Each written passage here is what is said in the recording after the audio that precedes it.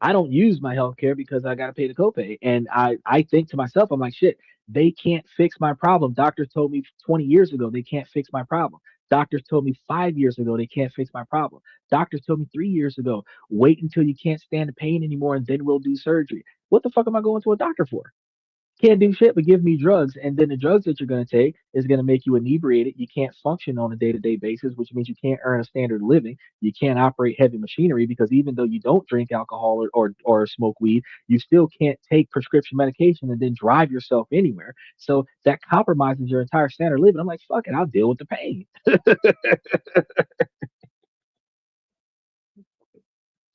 And that's why we talk about these things, because then on Thursday, Friday, and Saturday, I give you guys information about your decision making processes, ways that you can make better choices in life that doesn't cost you as much money. Because sometimes a conflictual relationship, y'all buying each other gifts to say I'm sorry, you wasting money to say I'm sorry for trinkets that are gonna. If you get a dopamine hit because your partner got you a gift, that you're lucky, because sometimes you're so pissed off at them, I don't give a fuck what you buy me, that don't make up for the fact of what you did last night. You know what I mean? And they wasting money on that kind of stuff. And I'm like, damn, y'all could change the way y'all talk to one another. Y'all could change the way y'all behave, the way y'all treat one another, and save money on buying each other bullshit ass gifts that y'all don't really need, right? And then put that money somewhere else where y'all can stop being broke, because half the time, more than half the time, like 68% of the time, y'all fighting about money anyway. He at work too much because he making money. She ain't never home because she's at work when he's off. That somebody spent something on something that they didn't plan, and these are the fights that happen in relationships outside of the infidelity and outside of the lack of value of men and everything to that effect. Most of the fights in a relationship is about money. But if there was more money coming in than you needed, y'all would have less fights about money.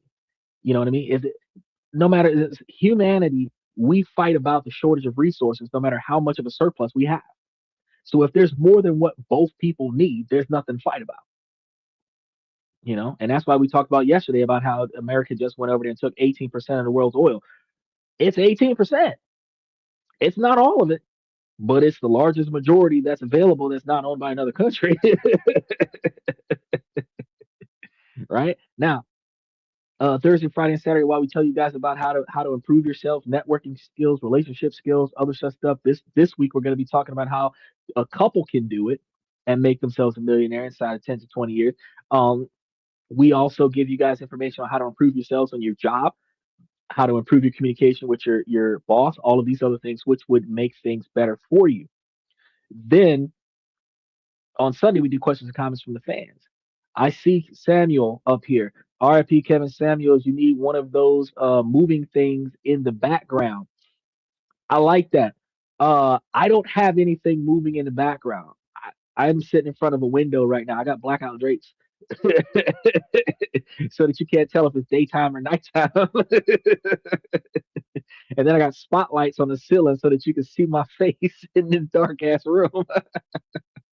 But yes, I have always thought about upgrading the background for the podcast, but again, that costs money. And before I put money into the podcast, I think it would be more effective for the podcast to generate profits that would pay for the upgrades.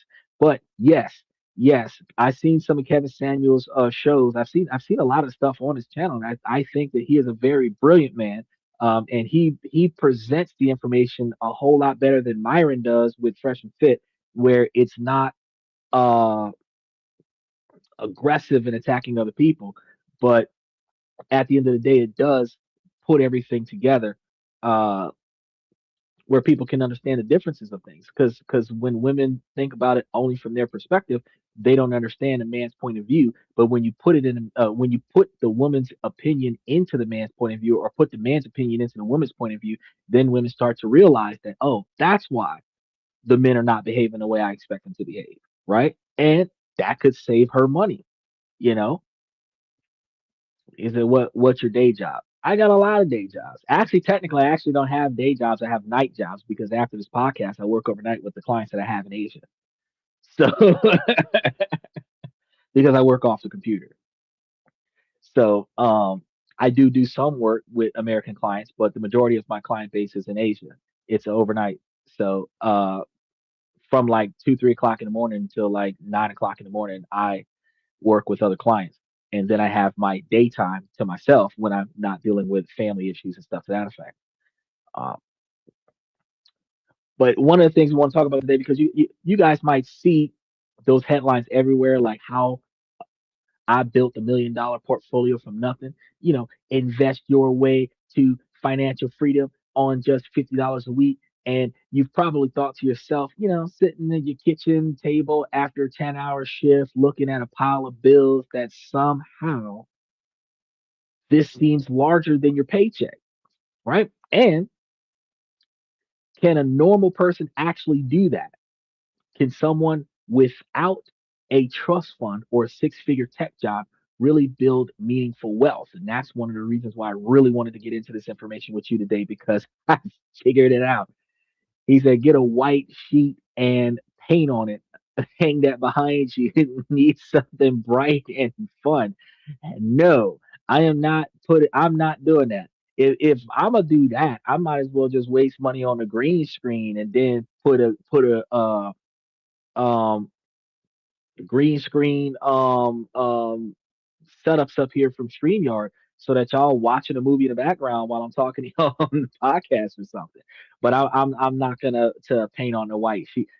The heckling that I get with the simple minded people that tell me to take a fake book off of the bookshelf behind me. Could you imagine the heckling I would get if there was like a tie dye sheet behind me? I mean, for real. He's an Asian dating service. Actually, I'm not. If I was an Asian dating service, I would have two or three Asians reaching over me to grab my drink and fill it up with something else so that I got something to drink for the show since I didn't fill my cup with coffee today. You know, I'd be able to, I told you so, because you can actually get an Asian woman for between $500 and $800 a month to do more for you 30 days out of the year than what you can get an American woman to do for you in 10 years. I'm just saying, I ain't trying to bash y'all ladies. I'm just telling you. I'm being honest, you know, because when a man dates a woman in the United States, it's anywhere between 50 and $300 a night to entertain her. That has nothing to do with her doing anything for him. If that happens 3 nights a week or 3 nights a month, that's $1,000 out of the month. He got to see her for 2 to 6 hours out of the month. And the whole time, all he did was make her smile. That's it. That's it. She did nothing for him, but he made her smile. But 500 to $800 a month, it- go to the Philippines. She cooking for you, taking care of your daddy, taking care of your dogs, taking care of your kids, doing everything that you need. I'm just trying to tell you, rebuilding stuff from the ground up, fixing a car, working on the motorcycle. I'm trying to tell you that this is different stuff, but that's not what we're talking about today. Are you living your life with Jesus' words in your heart? Well, actually, I live my life telling you that Jesus' words out of my mouth, like we talked about yesterday, that y'all need to be able to behave a little bit better towards one another, because if you did, then you wouldn't have so much strife in your life. But you're taking it to a different topic because we're talking about money today. We're not talking about God. Get a marker or a white name on it. No. If anything, I'll get one of those glass neon billboards with the LED lights and stuff on it, and put that on behind me so that the name of the show is in the background so everybody know what the hell we're watching right now. That's what I would do if I'm going to waste money, but that's a waste of money. Now, back to the main topic.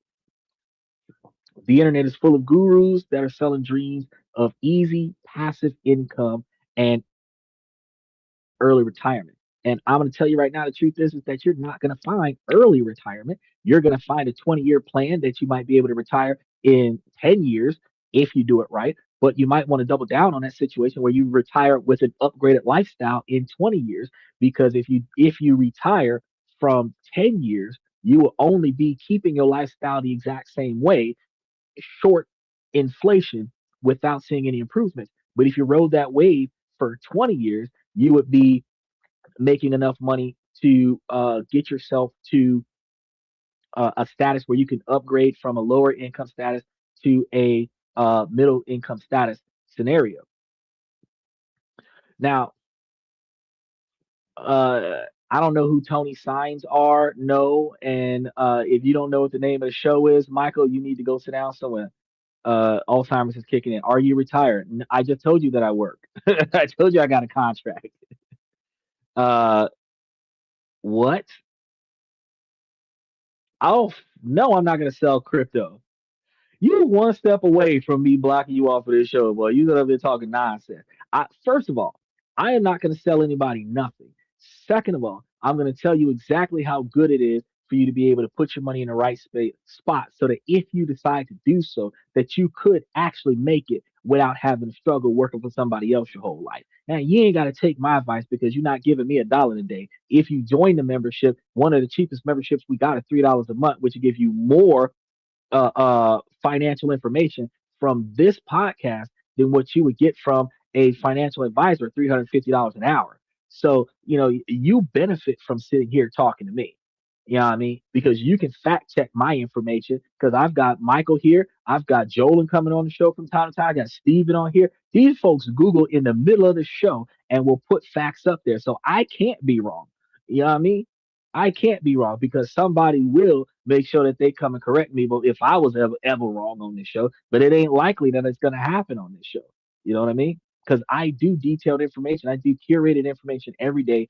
And after I finish doing my research and I bring it to the show, I tell you guys how to make yourselves a millionaire. This is how you can make yourself financially successful. So if you don't want to stay broke, I don't care.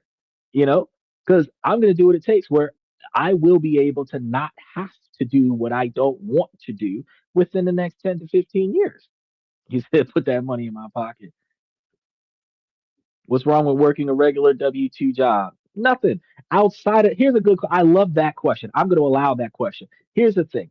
Um, what's wrong with the regular W 2 job is that technology is booming in the United States and it's booming all over the world, as a matter of fact. And while technology is getting better, technology is replacing human workers. So, in those high paying 100,000, 200,000, $300,000 jobs, technology is replacing the workers. So, you go from having a job security position, $250,000 a year for the last 10 years, and you and 55 other people got fired because of new software that got launched that can do your jobs for you.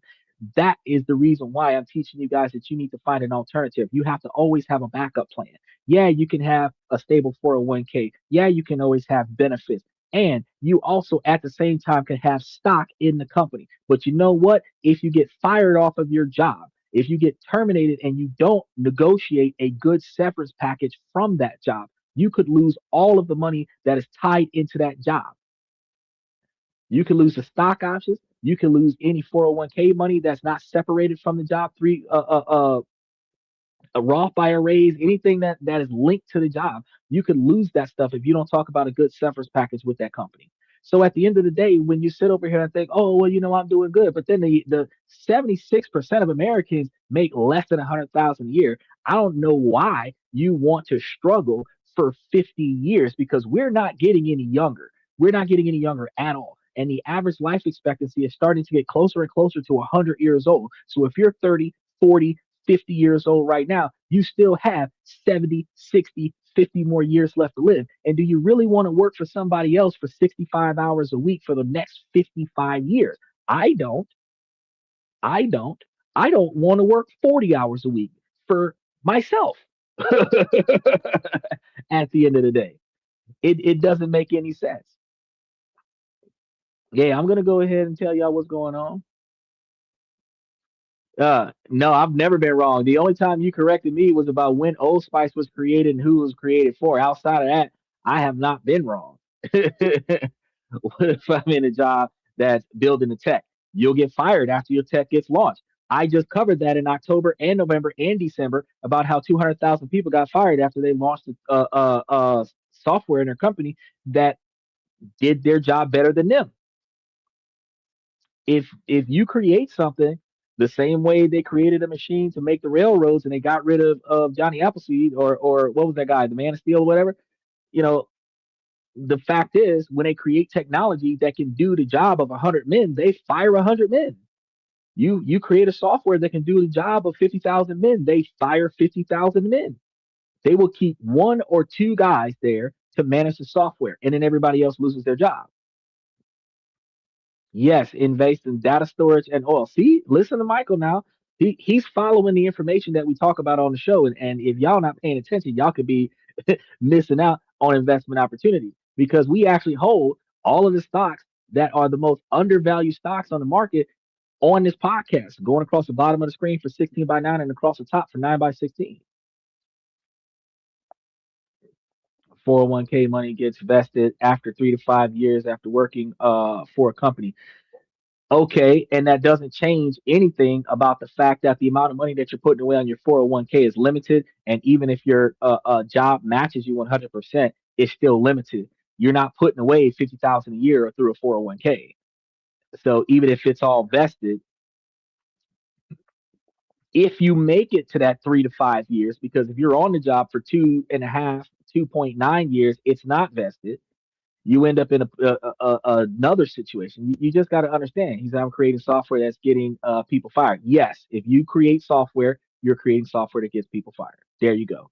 And I'm teaching people that you can not only work for yourself, you can put money aside so that you can put the money towards your long term retirement. So when you get tired of working for the boss and talk shit to you, you can give him the Austin 316s and you can throw up those middle fingers and walk off the job and you don't got to worry about, oh, I need this job. Please don't fire me. I'll do whatever you want kind of behavior. Fuck this shit. I don't need this job. I make more money to sit at my house. Fire me. I will get my unemployment, workers' compensation, and everything to that effect.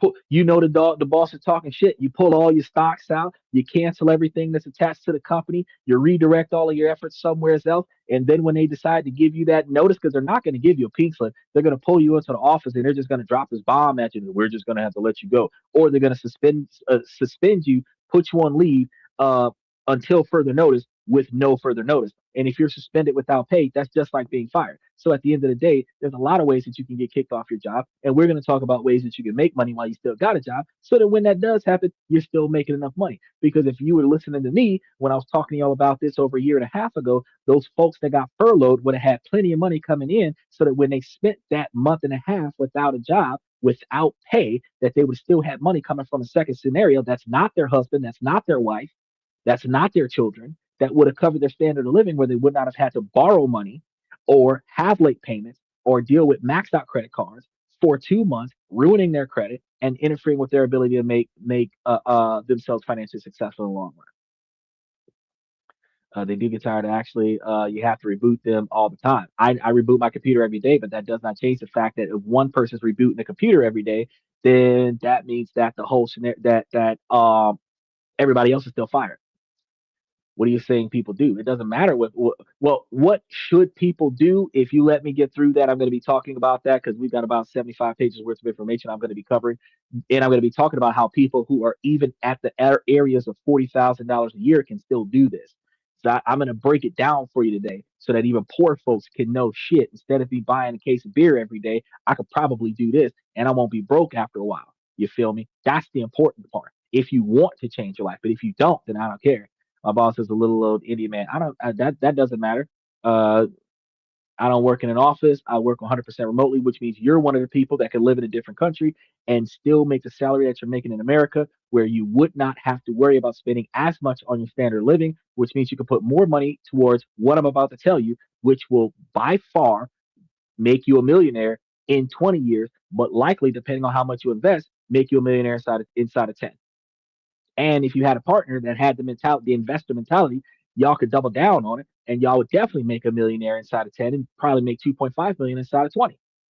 Which means this relationship is worth it if we're not broke anymore. I got furloughed during but that's because you weren't a Fed. If your boss is driving a better vehicle, and living in a nicer house, and you quit.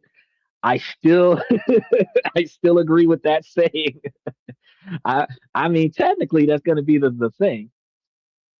Uh, but here's the thing. The internet is going to be full of gurus that are going to be selling an easy dream, and that's what Redeem wanted us to believe, that I was going to sell you guys an easy dream, that passive income and that early retirement, and I'm not going to do that. They're going to tell you just cut out some lattes and invest the difference, and they make it sound so simple. You can invest that way, but you're not gonna make it to $1 million like that. You might make it to $120,000 in 10 years, but you're not gonna make it to $1 million just by cutting out your latte.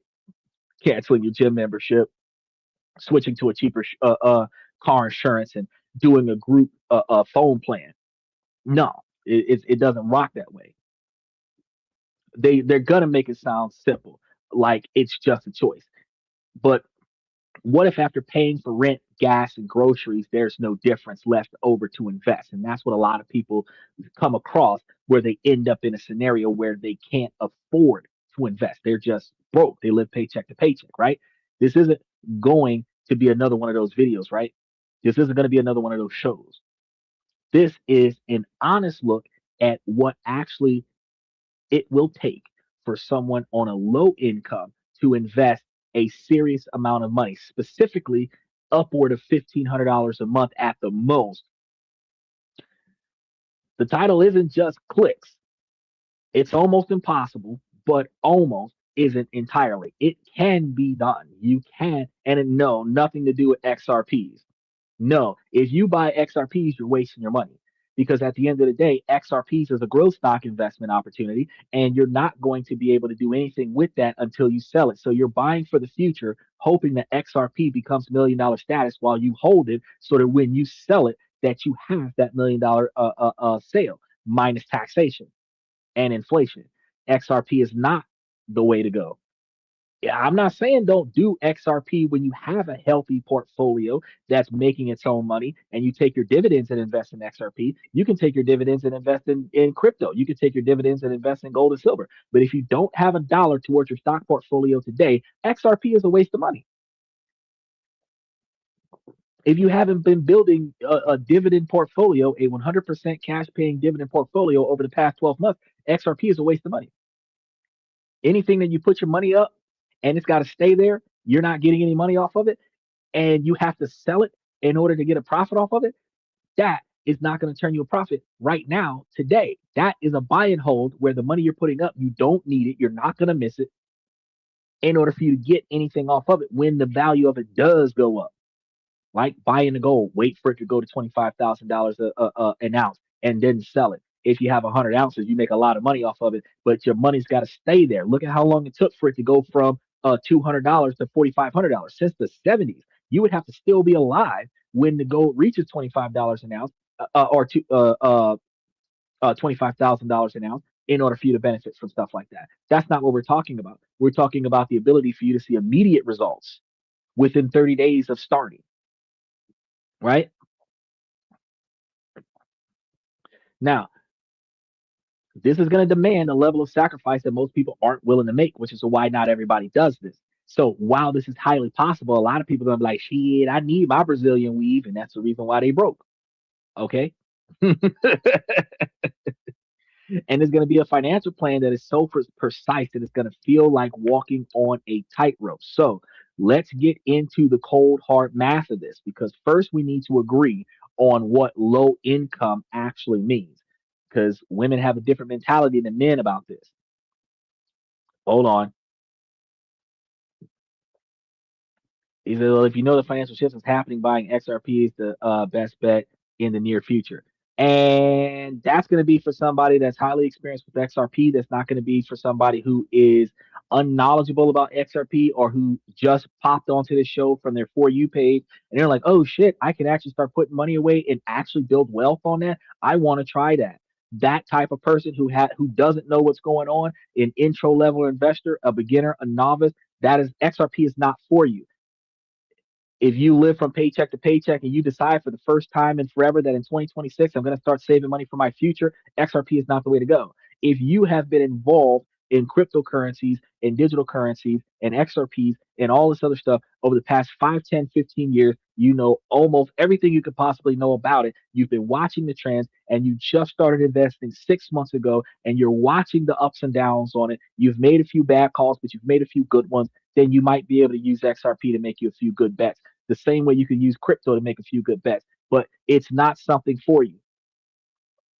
Yeah, beginner's luck.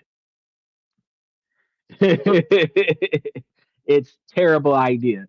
Do not go towards XRP with your digital investments. I already covered a show on this when we were talking about the 50-year mortgage. If Donald Trump was able to put that into action while he's still in office, I already covered that. XRP is not the way to go. because XRP is supposed to be the platform that aids in the transactions. XRP is not actually designed to be a stock option. So you're investing in XRP. That's like investing in Oracle and hoping that the TikTok deal happens. You're not getting any money out of this because until they start bankrolling where their shares go up and you can sell the increase and get your money back off of it, you're not making any money. Growth stocks don't make you money on a weekly, monthly, yearly basis. Growth stocks, you profit from selling the difference. Okay. Exactly. You don't make any money. He talk about unless you're early. No, no, we're not going down that route. We're not going down that route. Now, let's start this in a term that gets thrown around. But we're gonna see how this works. The numbers are gonna be what matters. So when we talk about the bottom quarter of households in the United States, because we got countries all over the world here, we aren't talking about people who are just bad with money. We are talking about a huge part of the population fighting a steep uphill battle. The bottom 25% of United States households survives on an income that is often below $55,000 a year, which is what women consider men that are not valuable. For perspective, the median household income in the United States was about $83,730 in 2024. That's the middle. So we're talking about an income tens of thousands of dollars below the national midpoint. In fact, the Federal Reserve in 2024 survey of household economics and decision making found that about a quarter of adults live in a household making less than $40,000 a year.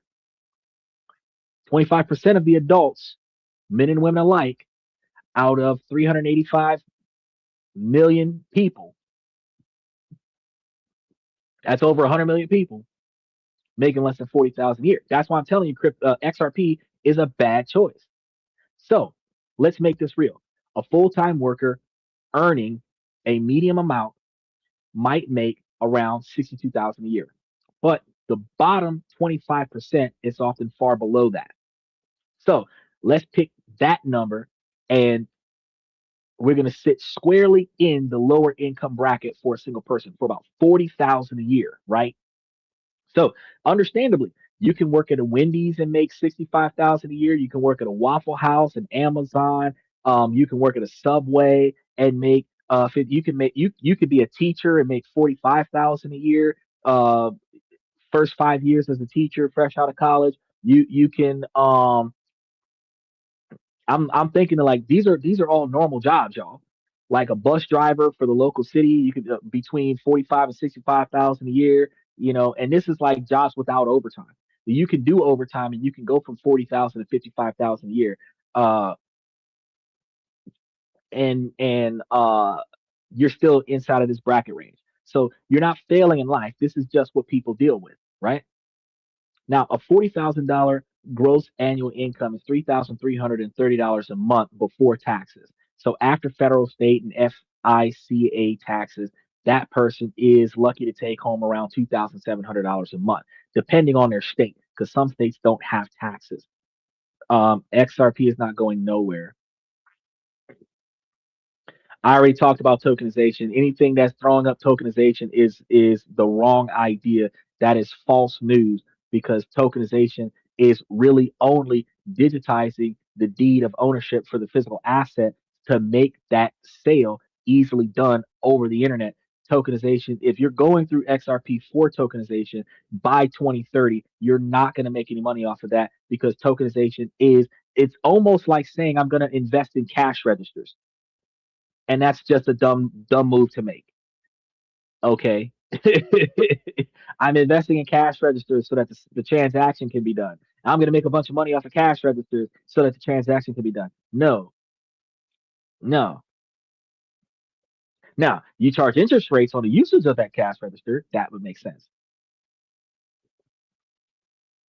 No, it does not transfer to blockchain at all. That's false news. Look, XRP to the dumb to the dumbest. Exactly. Thank you, Michael.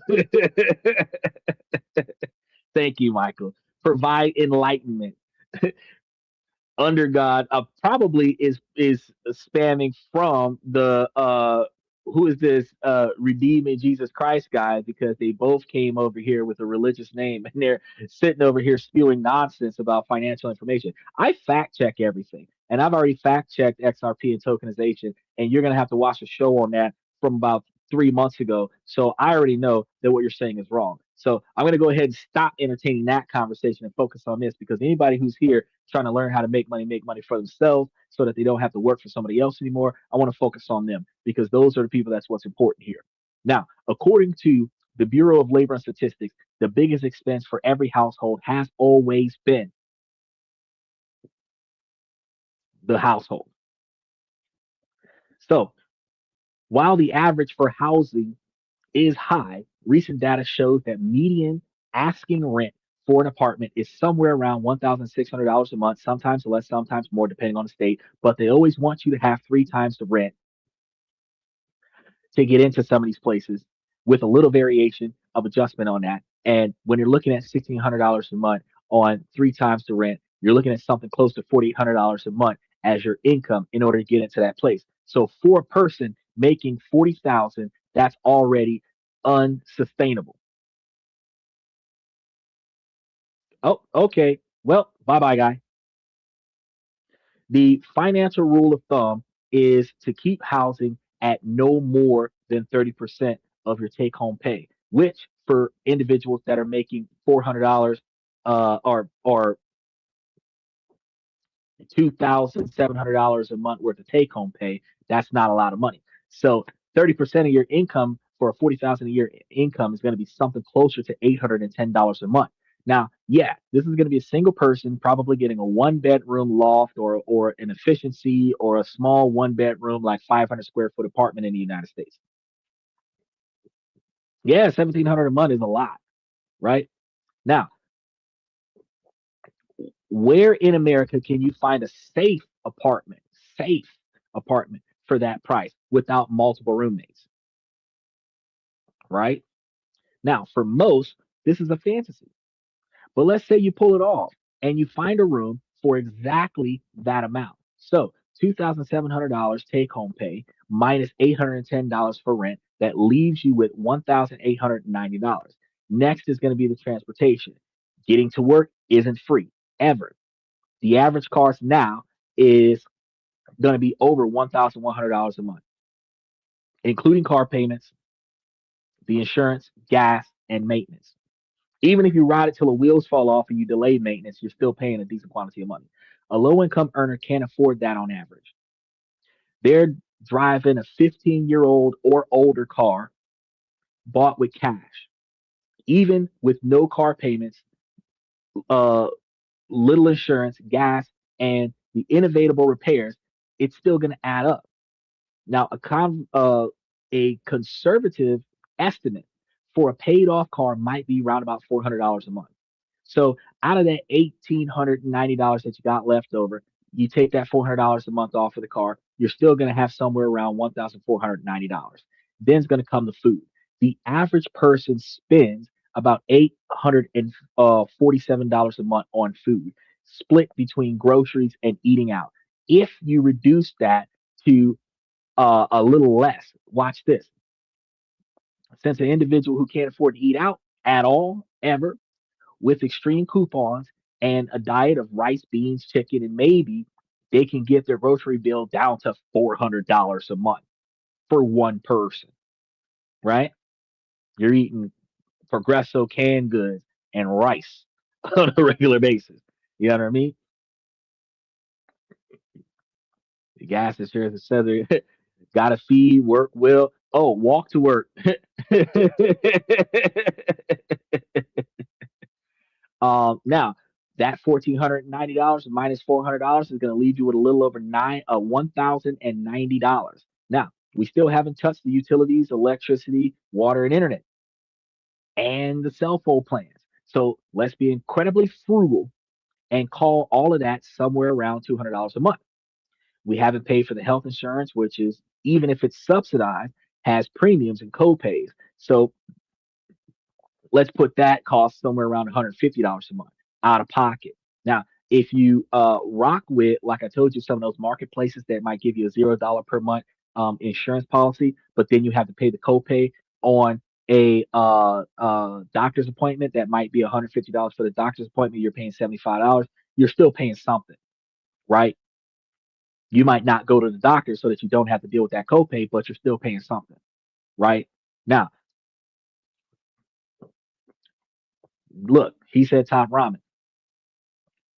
This is going to be a very optimistic figure, but we haven't bought the toilet paper yet, laundry detergent, or new work shoes. So let's budget that down to the bare bones for something around $100 for the necessities. From the $1,090, you subtract the $200 from utilities, $150 for healthcare, $100 for supplies, and then you're left with $640. If for some reason you say bump the healthcare, you're at $790, almost $800 a month, right? Now, this is what the average low income American lives at, right there, about $800 worth of discretionary spending. Out of that, if this were men, it would be hanging out with guys and dating. Out of that, if this was women, it would be hair, nails, eyelashes, and attire to make herself look more sexy, makeup, all that stuff. After you finish paying for those things, you're usually broke. So after a woman pays for her appearance out of that $800 a month, she doesn't have enough money to pay for dating. Where the logic behind when men say why don't women pay for the men taking the men out on dates, because she ain't got nothing left after she finished doing for herself. Then from the other side of things, um, the men who don't take care of themselves, they don't buy new clothes. They wear the same stuff that they wore when they were 18 because they still fit it. They'll wear it with holes in it because it still fits. They don't do it until the shoe rips apart where they can't glue it back together. They won't buy a new shoe. All of these things are reasons why men have a little bit more money to spend, but they're going to waste it on entertaining a partner. This is why they stay broke. All right, he said invest in toilet paper. Yes. And look, I'm gonna just go real quick. Jolin has been a genius on his podcast since he has dove in. You should invest in ammo before you invest in toilet paper. Because if you are left in a scenario where you either had toilet paper or ammo, you could use that ammo to get you toilet paper, but you couldn't use that toilet paper to stop somebody with ammo from taking your toilet paper. I just want to throw that out there. Dual purpose. Quad rubber clear sealant makes an excellent permanent shoe repair. See, now this is where we are. That's $640 if you're paying for your health insurance. After working a full time job and living a life with almost no comforts, no restaurants, no vacations, no new clothes on a regular basis, no movies, our $40,000 a year earner has $640 left when that individual doesn't have a wife and kids that he has to pay for. Okay, hold on. The other investment that you should have at least a month's supply of drink. Bless it. Now, a month's supply of drinking water is different from each person. But if you assume that each person in your household should consume between 75 and 100% of a full case of water every week, you would buy one case of water per person in the house for 4 or 5 weeks and keep that on level and rotate it out. If you're planning for some Hurricane Katrina style stuff where you have like 90 days worth of no clean drinking water, you might want to buy more than that. But if you've got four people in your house and you're buying 4 cases times that's 16 cases of water, you're buying that for 3 months. That's 48 cases of water in the house and you're rotating them out. You're probably going to have a warehouse in your house somewhere if you're buying 48 cases of water, but at least a month supply of water. And when you know that they're putting it on the news that stars might happen, the first thing you want to do is go and buy you 6 more months of water. But you can't even buy MREs that easy. But it is a good idea to have 6 cases of MREs. If you have water and MREs, any MREs that require you to just add water, you will be good to go for half a year. I buy 3 cases a week. It's cheaper than Masters. You're definitely right. It, you're definitely right. I buy the Sam's Club water. I buy them on a regular basis. A matter of fact, they ship it to the house, so I don't have to carry it up the stairs. I'll go to the grocery store and buy light stuff, and then I'll have them ship the heavy stuff to the house. 3 cases of water is equivalent to having 4 monsters. Oh, the monster drinks. Oh yeah, that's expensive for these dang monster drinks. These kids over here drinking these monsters like they damn Starbucks coffees.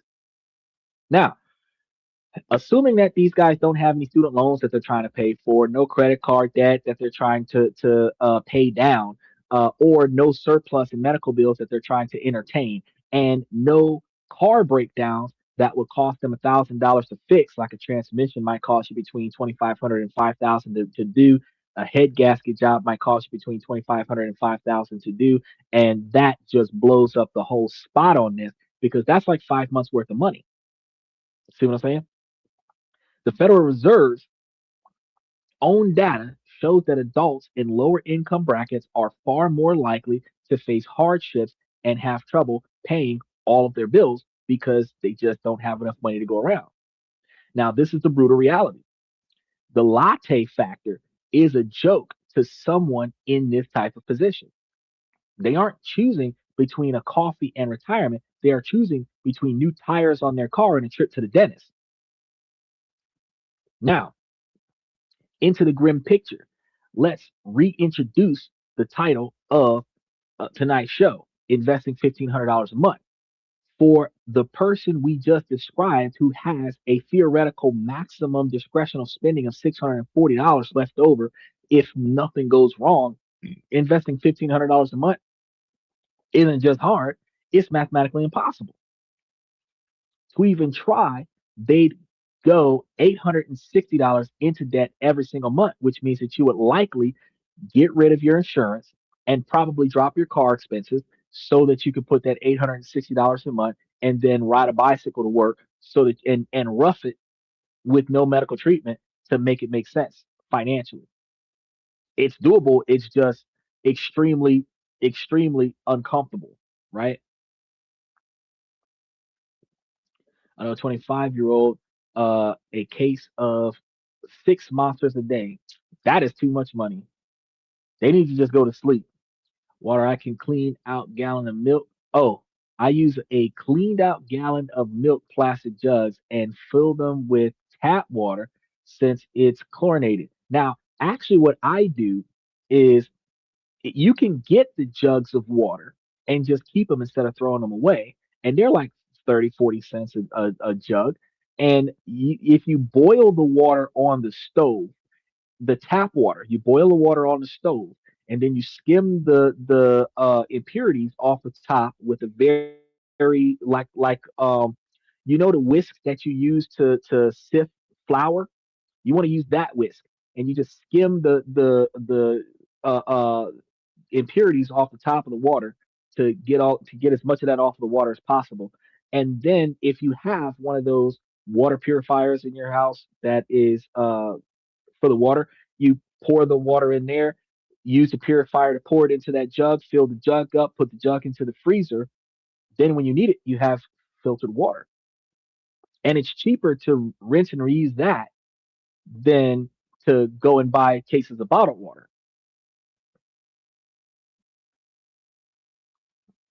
The problem with the plastic milk jug is that they're only meant to contain the milk for a short period of time before the plastic breaks down. Now, if you get the milk jug or the water jug, you can reutilize that with the water for probably 3, 5, 7 times, maybe longer than that, depending on whether or not you put the stuff in there hot and whether or not you put it in the freezer and let it turn into ice. Because the more often that it freezes, the more likely it's going to rupture. But if you just filled it and put it in the refrigerator at the regular temperature of the refrigerator, you can reutilize a bottle of water probably for 3 to 6 months before you have to replace it. But again, at 46 cents a bottle, it's cheaper than $1.20 per individual water bottle, which chemically leaches into your drink water. Yeah, that's the other part. The plastic is going to seep into your drink water. The plutonium is going to get into your drinking water. Glass bottles, however, last forever and do not contaminate the water. At least, also you can purify by putting in the sun for a day with no need for chlorine.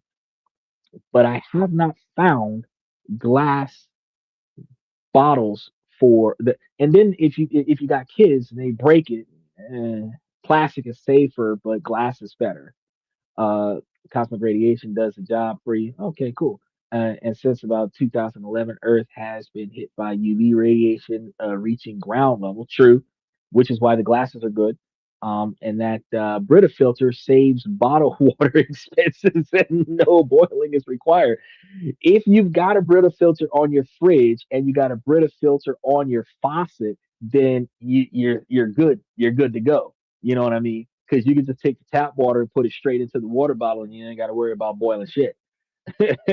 If you got two filters on there, then you're even better because whatever didn't get filtered from the first one gets filtered from the second one, and then when you get it, you're good to go. I encourage filters, but let's get back to the main point here. This is going to be where so much financial advice completely misses the mark because the numbers thrown around are as achievable um, as like throwing a ball into space with some of these people because they are totally disconnected from the real life of huge parts of the population. But I understand that part of the population. I understand the part of the population of people who don't make $2,000 a month. So let's look at what investing 1,500 a month would actually mean for low income earners. For a $40,000 a year earner at that $2,700 a month take home pay, if they're investing $1,500, that would be 55% of their entire post tax income. So think about that for a second. Before they buy a single grain of rice or pay for their electric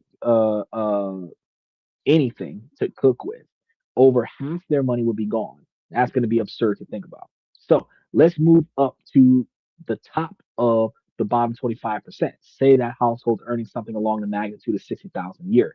Now, this could be a single person who got a better paying job or a couple where both partners are working low wage jobs. A $60,000 a year gross income is $5,000 a month. After taxes, their take home pay might be around $4,000 a month. Is investing 1,500 a month possible now? Of course. $1,500 is 37.5% of their $4,000 take home pay. That is an incredibly high savings rate. The common recommendation, though, is 15 to 20%. This is more than double that. After investing, this household has $2,500 left for the entire month if they put the $1,500 away first. Now, if you had, and we're going to be talking about this later in the week, if you had that low income $40,000 a year lifestyle and a $60,000 a year income, and you put that $1,500 away and you had the $2,500 left, we just showed you how you would still have out of the $2,500, like $500 of discretionary spending outside of your investment portfolio, where you could still buy you a few drinks, get your hair and nails did a little bit cheaper, a little less often, but you would still have some discretionary spending after putting away $1,500 worth of investments because you would be living at a lower than necessary income. When you're living at 30% or 40 to 60% of your income, you're having 40% of or 60% of your income as discretionary spending, which could then be utilized as investments. He said, yeah, but that doesn't filter out the contaminants like the microplastics and the pharmaceuticals that are in the drinking water. Yeah, well, that's one of the reasons why I say boil it. You can boil so much of it, you can skim so much of it. It's not perfect. People buy distilled waters because it's supposed to have less in it, but we also know that the plutonium in the plastic seeps into those water bottles, so it's still contaminated. It's just less contaminated, right?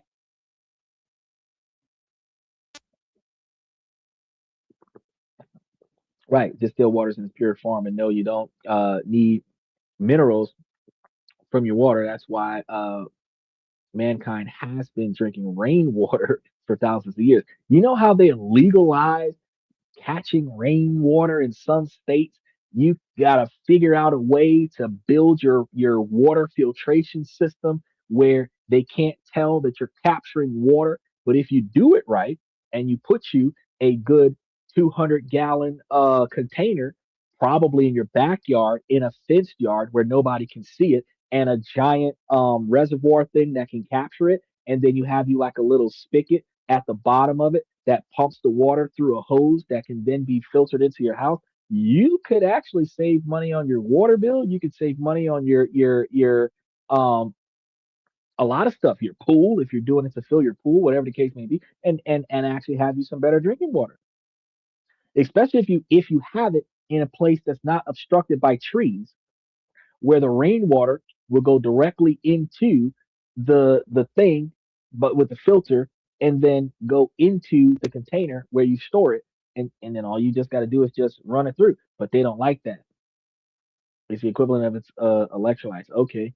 And I learned that from a firefighter that was in the profession for 40 years, drinking only distilled water. Yeah, you can get your own.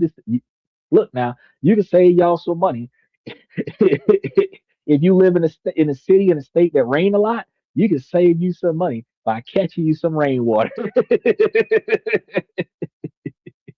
You can save you some money by catching you some rainwater. Believe it or not. You know what I mean? Now, let's revisit that average expense though, because the average housing costs are over 2,100, and if the household lives in an average apartment, they have less than $400 left for everything: transportation, food, utilities, healthcare, everything. It doesn't work out, right? So to make that $1,500 investment goal, they must live as if they're in deep poverty, despite higher income. That's how they'll make themselves more successful. They call that live modestly. They have to find a methodical $800 to $1,200 a month apartment. They have to spend only $400 on transportation or less, and $400 on food or less, and then they have to pray that they never get sick or that their car never breaks down. And for anyone in the bottom 25 percentile income, $1,500 a month isn't a financial goal. It's a lifestyle ultimatum. So it's a promise of a better future in exchange for almost unbelievable present. You're living destitute, like Michael said before. Live like you're homeless. It's living destitute for that $1,500 a month investment, which isn't reasonable. So it forces you to strip your own life down to bare essentials for years. And this is why the advice feels so insulting, because it ignores the reality for millions of individuals. There's no more fat to trim from the budget already. So when a financial guru is on a yacht telling you just find a way to invest that $1,500 a month, they're showing you they have no clue what it means to be low income earners. The average household already spends nearly $6,545 a month just to get by.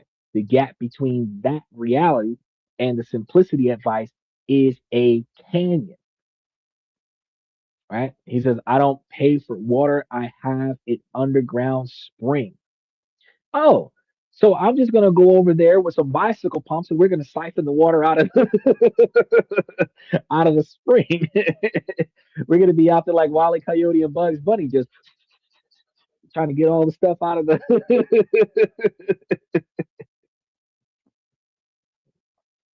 so the true,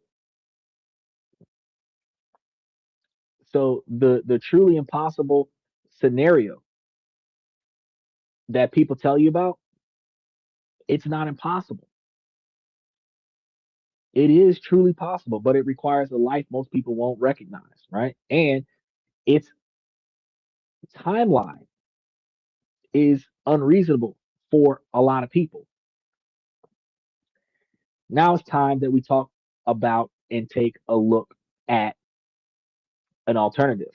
Because if you guys are still watching, the math hasn't scared you away. It means that you're willing to ask, okay, but what if I did it anyway? What would it take?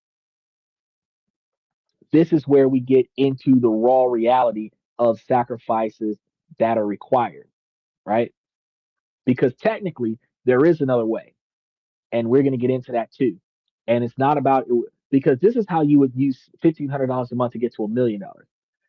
If you only did $500 a month, we said that it was like $640 of discretionary spending, and if you took $500 a month, you could make your way up to $500,000 in 10 years. But if you did $250 a month, you might make it up to $250,000 in 5 years.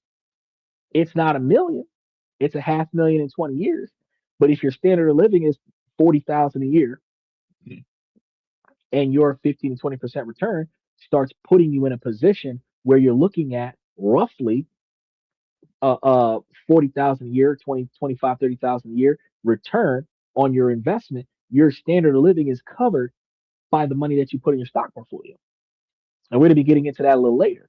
So you guys got to hang out and see what's going on. He said, "Oh, Washington State gets lots of water. Oh, okay. So there are some issues with catching your rainwater for drinking purposes. I wouldn't recommend it because all the things that are floating in the air before the rain actually begins. Well, yeah, especially if you live in California, because California got a lot of stuff going on after that chemical fire they had out there.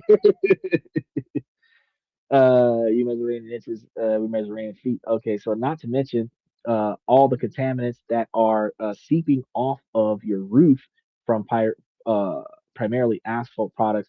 If you have a metal roof, yes, and you would need some kind of catch system to drain the residuals. So you're thinking about the gutters catching the water off of the roof, and then it goes into a container. I'm talking about a container in the middle of the backyard that is not obstructed by the house or any trees, where it's coming straight out of the sky, going into this device that's going to hold the water, which has less runoff, because the runoff is what's dangerous. The runoff from the trees, the runoff from the buildings, that runoff is going to be toxic for you. But then you also have the atmosphere if you're in a polluted environment, because the air pollution could be resonating into the water. But if you're catching the rainwater, it is possible to do. And if you lived in Louisiana and you were catching rainwater during Katrina, you had better drinking water than what they had in the pipes. But you just put a gutter system and pipe it into your home, into a contaminant or containment and a filtration system inside your home, nobody would know. Yes. Now, if you did that, you had a containment system, but you also added a filtration system to reduce the contaminants, then it would just be an add-on onto the house and nobody would really see it. But if you had this gigantic, like Tim the Toolman Taylor device sitting in your backyard that was sucking rain out of the sky, and then you had like a gigantic hose pipe that was going, you know what I mean? It would draw attention if you didn't have a fenced in yard. That's what we're talking about there. Now,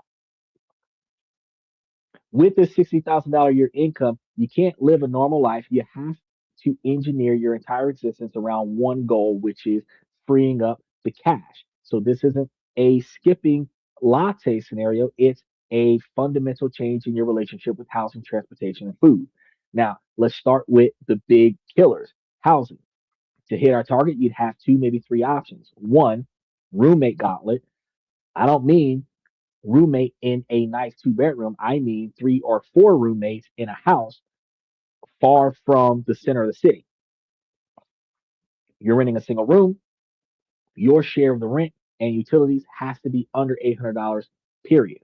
This means living with strangers with no control over cleanliness and constant conflicts over dishes, noise, etc.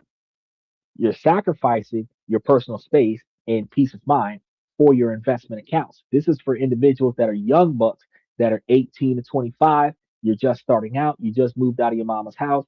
You'll be able to perform this a lot easier.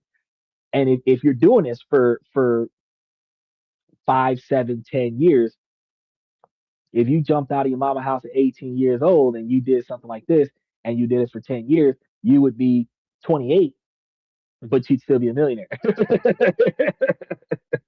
You know what I mean? If you did something like this and you jumped out at 25 years old, and you was able to hold this down for 10 years, you'd be 35 years old, but you still be a millionaire. So it's doable. You know what I mean? It's just, are you willing to put in that effort? What do you say? What we got going on? 10 by 10, a tarp, a hole in the center of the over a barrel. Okay, the hockey net to capture the residual water in the air. Yeah, yeah, that would be acoustic attention. Not too many people know about acoustic uh, actuation. Very popular in third world countries, and that's what I'm saying. Like, but they don't have all the pollution we got. Electro winning, electro whining. I would rather live in my car than with a roommate. I can't do it. Okay, now living in a car, that's another thing. So you could have a storage unit, 150, $200 a month for a storage unit, plus the cost of your car, roughly $400 a month. And then you might have to do a little bit more eating out, TV dinners and stuff like that. But you still would be operating at a roughly $1,000 to $1,200 a month worth of uncomfortable living, but the other $1,500 a month that you're not spending at a $40,000 a year income, you'll still be able to put it away and make yourself successful. But typically, people who live out of their car spend a lot more time at the bar and at other inside places so that they can finally get out of that car and stretch their legs, and they spend money to be out of their car, and that ultimately sabotages their ability to be financially successful. Now, option two, the return home. If you have parents who are willing and able to let you move back in, this is a single most powerful financial move that you can make. So if you're 30, 40 years old and you're trying to start over, it's like a cheat code, but you're sacrificing your independence and stepping back into a family dynamic where you're probably tired. And this is what you try to escape from. And also, you have to understand that depending on the type of family dynamics, you might not be respected as an adult because if they are the primary breadwinners of the household, they might still tell you how to live, curfews, and all of that and the other. Which that sacrifice that you would make, you could still tolerate it for 7 to 10 years and still make yourself a millionaire on that scenario. Your social and romantic life gets infinitely more complicated here. It's a massive trade off of personal freedom. So you do not have a relationship here, right? So option three is the most extreme, geographic arbitration or geographic arbiters. This means moving not to a cheaper suburb, but to one of the lowest cost of living areas in the country. And you might need to leave friends and family behind, the entire support network to move to a small town where you know no one. And this has a huge career implication as jobs may not pay as well. It's a life altering gamble. But if you have a digital nomad where you're working from your computer, you can make this type of scenario and then you would be financially successful on that.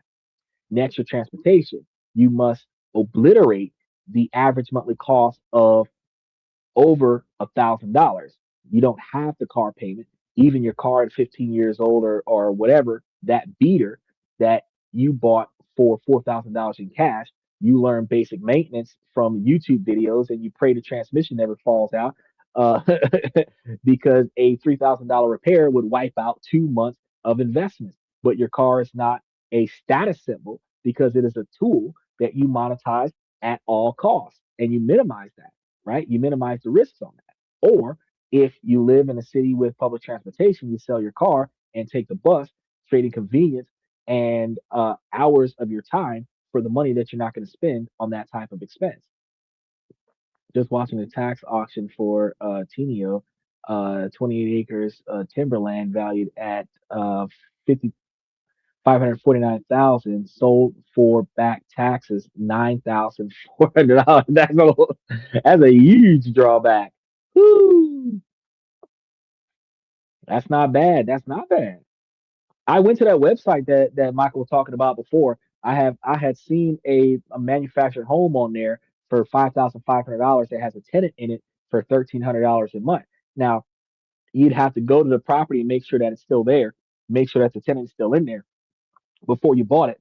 But if you bought that, the tenant paying rent would reimburse you the $5,500 it took for you to claim the property. And so at $1,300 a month, it would take like 4 or 5 months for you to recoup all of your money, and then the rest of the year would be profits. And that's a good way to get in there. But you'd have to do your research. You would have to make sure that the income is still there, make sure that the place is still livable, and then put your money up, because it's almost like a blind bid. You're putting your money up. You don't know what the last bid is. It just tells you what the minimum bid is. And if you are the highest bidder, then you get the property. If you're not the highest bidder when the auction is over, you don't get the property. But they don't tell you that somebody outbidded you. They just, you know, you just put your bid up. So I don't know. It's something that I might take a little deeper of a look in one day. But right now, I'm just like, I need to get some interest off of it. So I'm getting set for next month's tax auction. Oh yeah, they're gonna be selling a lot of stuff. I'll be selling a lot of stuff. I went to that exact site. I went to that exact site and I see, but the problem is that there, depending on what property you're looking at, there's a limited period of time to bid.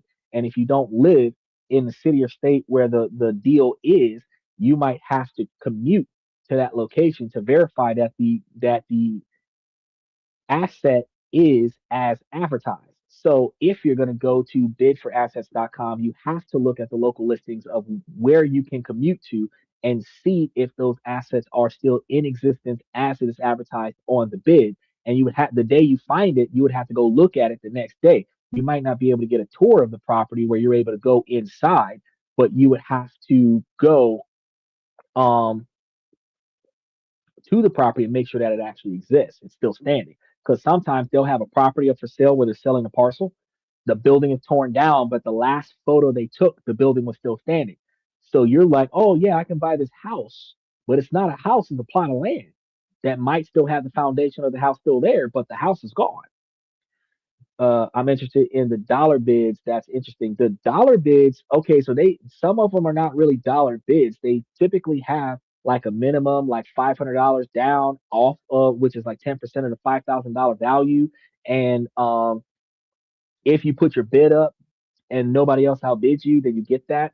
But I mean, I didn't see an option in there where they update you that somebody outbidded you. He said that you get your money back except the $35 processing fee. Now that is where you end up getting ripped off, because if you keep playing the game where you bid on a house, you bid the lowest possible amount on the property, and somebody else bids like $1,000 more than that, you'll lose $35 each time you lose a bid. You do 10 bids, you lose 10 bids, you lose $350. Now, if you're going to overestimate, if you're going to assume, well, this house is $5,500, I might want to bet $7,500. You could be the only person bet on the house, and if nobody bids you, you end up with it at $7,500, but it technically was only worth 5,500. Not necessarily property is one of those things that you can just sit on forever if you don't have it developed. Yeah, it's not a waste of money if you don't need the money that you're investing in it and you're not trying to develop it right away. You can sit on it, you can buy it, sit on it, and then later on, 5, 10 years down the line, you can go and do what you got to do with it. And if you own it and it doesn't have a monetary value on it where you're paying property taxes on it, you're good to go. You're clean on it. But a lot of times, if you have to pay property taxes on it, you're paying that 100, 500, $700 a month on dry land to own it until you do something with it. Land is power. $35 per transaction, but it's still it. So if you bid and lose, you said that it's a transaction fee. So if you bid and you put your money up and you lose the bid, and then you lose that deal, they're going to give you back 100% of your money unless they close the deal. Because from what it sounded like to me, that you put up your money, and because you put up that money, they charge you $35 transaction fee. But if the deal doesn't work out, you get back everything else but that $35 transaction fee, which means you're losing $35 every time you perform a transaction. It is a little bit better than leaving your money in the bank, but you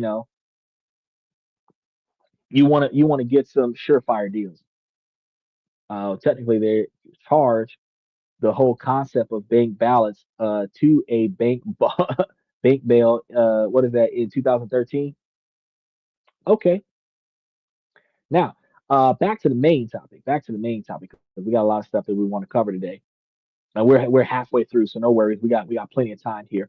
The food. This is going to require intense discipline because your budget for food away from home is supposed to be zero in this situation, not almost zero, completely zero. So you don't go to restaurants or bars. Your meal prep every Sunday. Your diet is the cheapest one that you can have, most calorie dense food that you can find: rice, beans, oats, chicken, chicken thighs, frozen vegetables. Your grocery bill must be under $400 a month if you can afford that. Now, when friends go out, you have to be the one that says, I can't, I'm on a strict budget, right? And this will be awkward and you will strain your friendships, but you will feel isolated unless you have the kind of friends that are like, oh yeah, we'll just come and hang out at your house. And they buy all the drinks and stuff to come to your house and you hang out with your friends. You can do that too. Finally, everything else. Your entertainment budget is basically zero. Your hobbies are free hobbies: hiking, libraries, watching podcasts, whatever.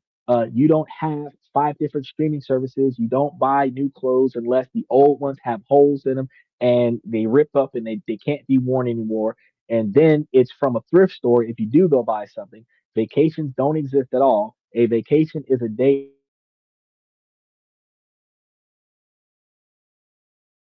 on sleeping. So I want to be clear if you're trying to run that lifestyle with $1,500 a month worth of investing, that lifestyle is grueling. It is a decade long grind of voluntary astonery.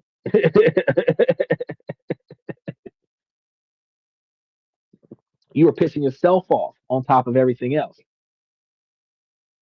You said what? 401k? What? Everyone's money in the bank? Yeah, yeah, yeah. So including 401k, RAs, etc. Remember to like and subscribe. We got a lot of stuff. We're about to cover the better side of this thing because I have to talk about the bad side before I talk about the good side. Come to my house for a barbecue. Oh, okay. Most people spend more on their morning coffee than their commute at the convenience store than they really realize, and that's what I've been talking about. Uh, waffles too. Waffles too. You're not even going to Waffle House, bro. You're not having your Waffle House moment. You're not world star in your Waffle House no more. No, but this is if you were trying to at a $60,000 a year income put away a $1,500 a month income. Complain about paying $200 in groceries, but they can easily, and I have seen it personally, it's been $50 a visit. No cap. Look,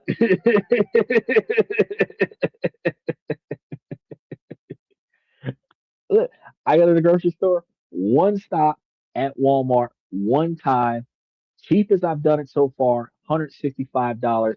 On average, it's about $450 a month. And some months it's cheaper than other months because what I don't use from last month rolls over the next month.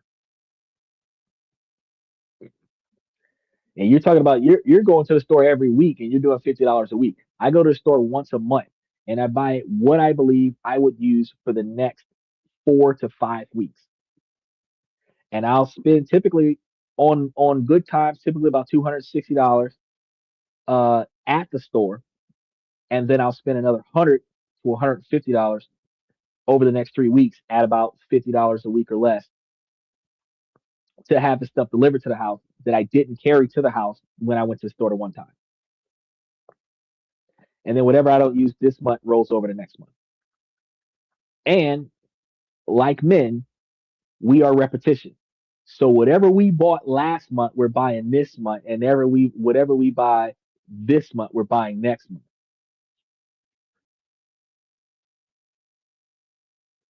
I don't know what you're talking about, buddy. We're not praising nobody here today. Now, um, yeah, look at that.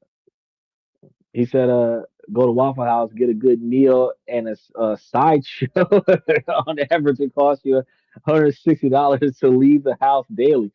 No doubt. That's why I stay home. That's why I stay home. I work from home. podcast from home, groceries delivered to the house for free. When I leave the house, I take the dog for a walk. the car, the car moves 4 times a month, sometimes 2 times a month. It's sitting up. Look, I have gotten down to the point. I have a battery on a kill switch with a solar panel on the dashboard where the sun charges the battery while the battery is in the car, not connected to nothing. I push a button and I unlock the battery so that it provides power to the car so that I drive the car the 1 to 2 times a month that I drive the car. Car insurance, $700 every 6 months. Damn. So $1,400 a year worth of car insurance to drive that bitch 12 times a year, 18 times a year. It's a lot of money. That's what $20 to $30 in diesel. Woo! No, I'm dealing with like really I alternate because most days I like premium gas and the car runs better on premium gas, but sometimes I like to do a little less and I'll do that 87 on time to time. So right now I've seen gas pumps that's under $2 a gallon and 20 to $25 would fill the car up. 20 to $25 would fill the car up. And the car will not need filling for 2 to 3 more months. So I just spent $30 on gas, but it's like $10 a month worth of gas. So I ain't really complaining. Y'all talking about $30 a day. I'm like $10 a month on gas.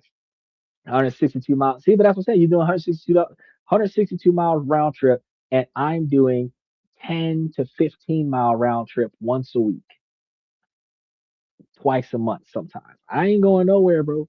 Now, you're sacrificing your youth, your social life, and nearly all forms of conventional fun. And the cost isn't just financial, it's emotional, social, and psychological as well, which is one of the reasons why not a lot of people do it. And most people, quiet, reasonably, aren't willing to pay that extreme expense for anything. So, assuming you're one of the rare few people willing to endure this Spartan lifestyle, you now have your $1,500 a month. Now, what do you do with that? Because a simple S&P 500 fund is fine, but someone making these sacrifices, the goal is often to accelerate growth more aggressively. And this is going to require a more specialized high risk approach, which is this is what you guys came for. How you're going to make money for yourself. Well, he said, all I pump is that 87 in my Toyota, but I put many miles a day on that thing. Yeah, oh yeah, you can get you some octane boost and put in there. Give you a little oomph. Funny thing, the 93 octane and 94 octane, while it does cost a few more pennies per gallon, it requires less performance from your car to get the same results, which means that you put less pressure on the gas pedal, which means you technically burn a little less gas. You kind of break even with the quantity of miles you get off your vehicle versus the cost per mile for the gallons of gas. It's just that not a lot of people want to spend that extra money on the premium, especially if you leave your car running idle when you're hanging out talking to your friends outside of your car and stuff. But if you're just from point to point, your miles per gallon will go up with the higher octane vehicles. Um, but it's up to the person. $2,700 sold for 29.97 acres and total assessed value $70,000.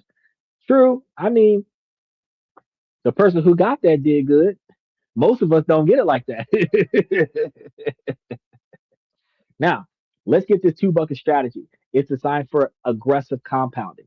Our bucket A is your high yield engine. Now, this is going to be the risky part. The goal here is pure raw dividend income. So you fill this bucket with high yield assets like business development companies or BDCs, mortgage real estate investment trusts or MREITs. And these companies pay out most of their income as dividends, which is why their yields can be in the double digits. Examples. Um, I'm going to give you guys this to utilize, but we're going to, and you see some of these going across the bottom of the screen. Names like Prospect Capital, PSEC, or AGNC Investment Corp, AGNC. Those are not buy and hold forever stocks. Their prices can be extremely volatile, and dividend cuts are very real dangers. But if you buy into those for the right now, they're very good ones to get into. Uh, Bucket B is going to be your compounding course. And this is where you build your real long term wealth. This bucket is filled with high yield, quality, stable dividend growth companies, blue chip stocks, such as dividend aristocrats with the history of increasing their dividends. Examples might be like Johnson and Johnson, Realty Income, or ExxonMobil, Chevron, like we talked about yesterday, because the yields here are going to be much lower, maybe 3 to 5%, but they are far more secure and known for weathering economic downturns. So here's how it would work. It's a specific mechanism that has a true and real process. Rule one is that all of your new investment capital in your $1,500 a month plan goes exclusively into bucket A. And I have a large quantity of stocks that would be in that one because that one would have had Prospect Capital, Orchid Island, AGNC, Arbor Realty. You would have Armor Residential. Um, you would have a lot of these stocks that you would put together that would be anywhere between 15% interest returns right now to 19 and 20% interest returns right now, where you would be averaging somewhere around 15.1% off of bucket A list. And if you want bucket A's list, I'm going to be putting that into the membership alongside bucket B's list. So always dive into the membership if you're looking for extra detailed information. But what you would do is all dividends from both buckets, from your A list and your B list, would all automatically be reinvested into your B list. Okay. And that's going to compound your core. So think about what this does.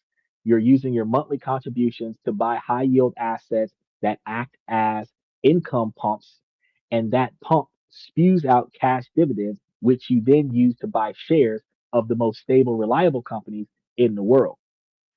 In the beginning, your $1,500 a month does all the work, but over time, the dividends snowball and grows. And your bucket A holdings start generating hundreds of dollars a month in dividends, and your growing bucket B holdings also contribute. Soon, you might have 500 or more in dividends every month being pumped into bucket B, creating a feedback loop that turbocharges your growth. But it is critical to understand the risk because the high yields in bucket A are there for a reason. These companies are sensitive to economic shifts and can cut their dividends, causing the stock price to fall. And this is not a set it and forget it strategy. It requires monitoring and a strong stomach. And that's one of the things that we're going to be, we watch it every week. So when you do this, you should be able to say, okay, well, I'm going to put this up here. I'm going to watch it. I'm going to keep investing in it every week, every month, and then I'm going to move my money around and make sure that I rebalance my portfolio when I'm hearing news like Venezuela just got conquered by the United States kind of stuff. So I'm still going to look into quartz crystal investments. That's a good one to get into.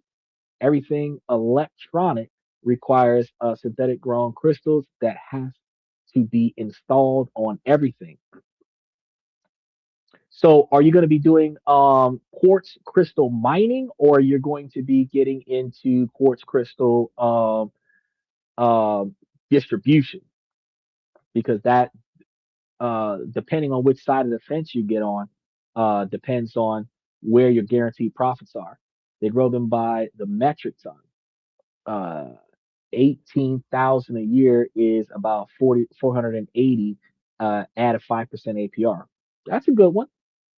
That's a good one to go on. That's a good one to go for. So if you've been doing a lifestyle and used the strategy for 10 years, what do you actually have to show for it? And this is where a lot of people wonder, like, can I make myself a millionaire? Yes, you can. But this is the thing. You will not be a millionaire in 10 years because the math doesn't work. To get there, you need to invest far more and get more unrealistic returns. Okay. So look at what is plausible. Given aggressive strategies, let's use a range of potential annual returns from a solid 9% to an optimistic 12%. The historical average for the S&P 500 is around 10%. So if you invested $1,500 a month and got a 9% average annual return, after 10 years, you would have approximately $288,000.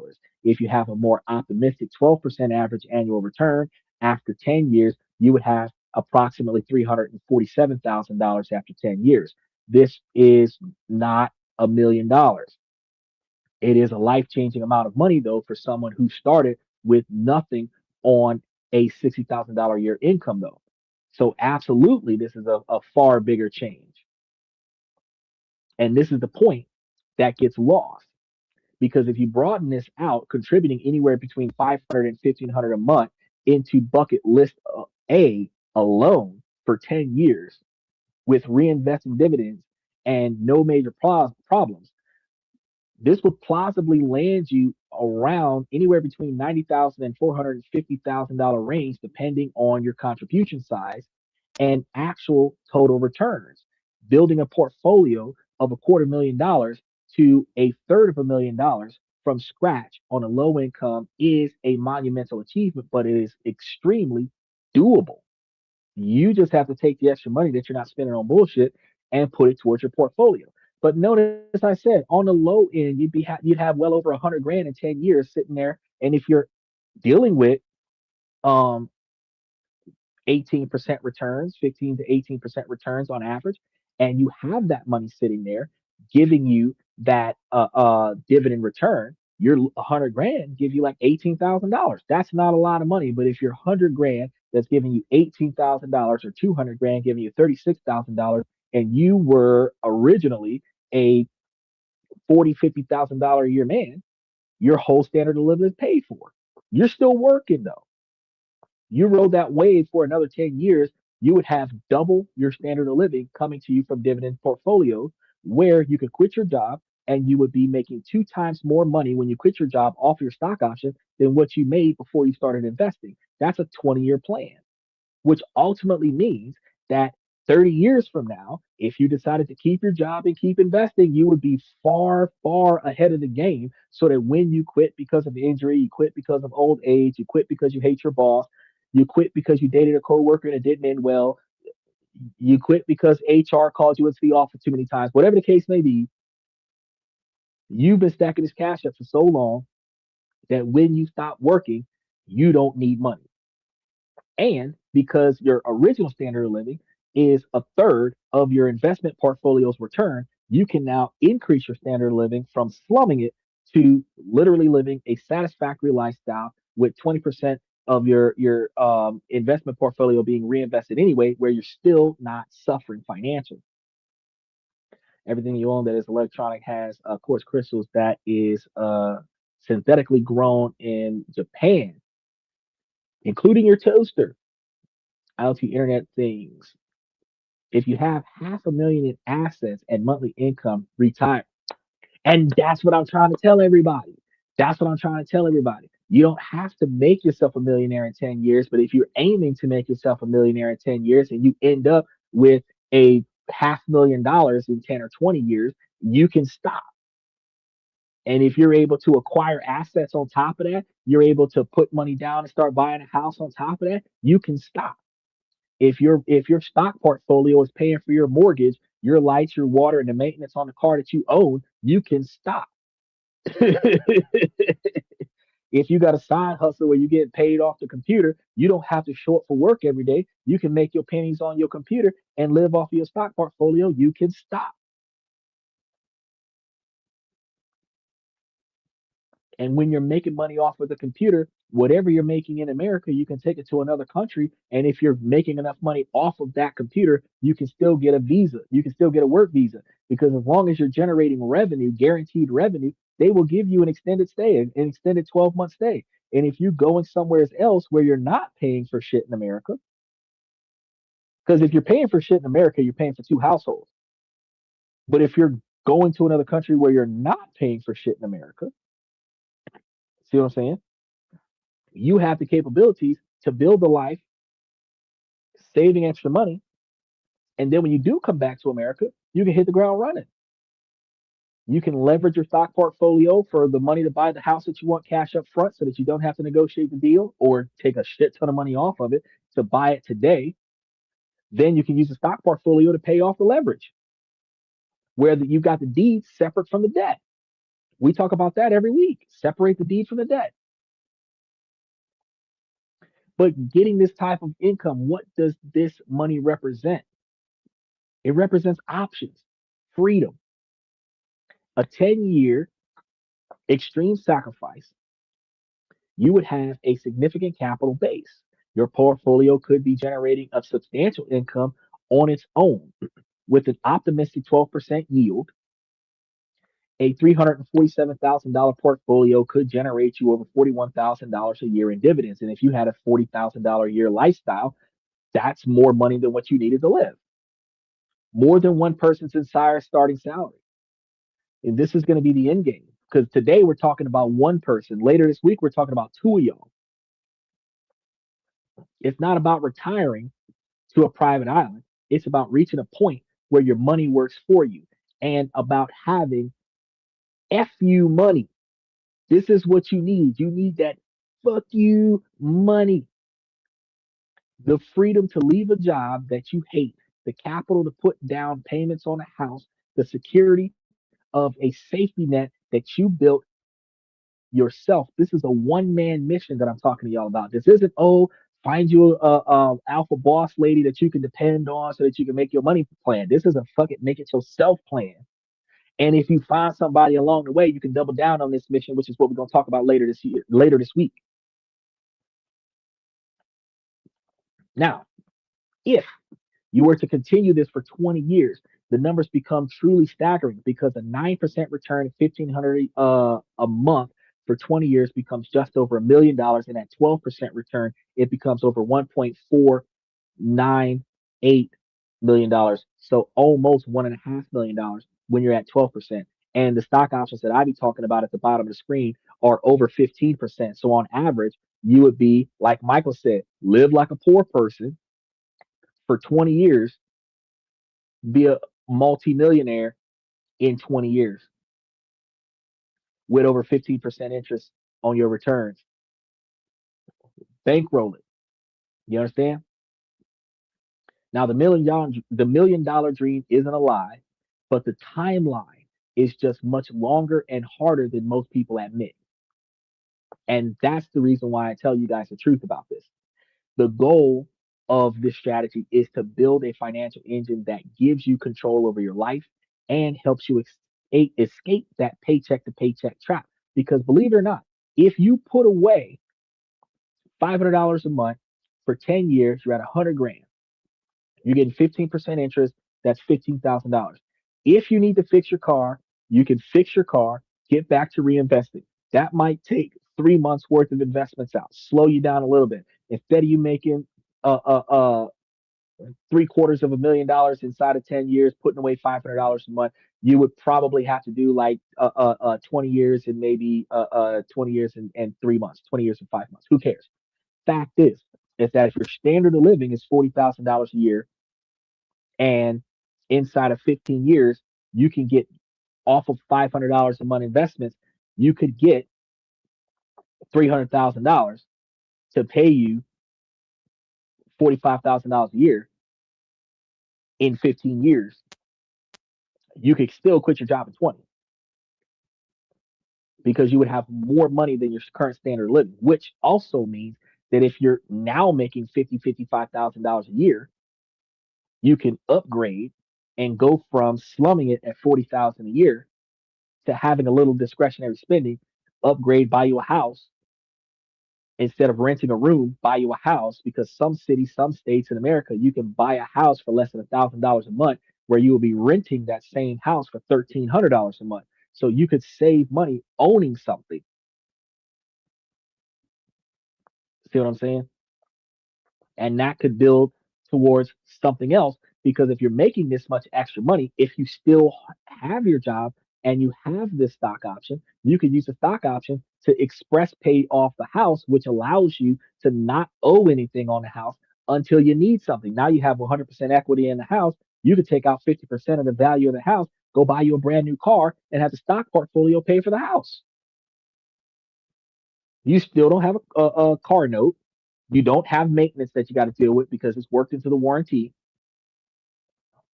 I mean, it's certain things that can change once you start building assets. But it requires you to stop thinking like a broke person and living from check to check, talking about some YOLO, and start talking about building tomorrow today.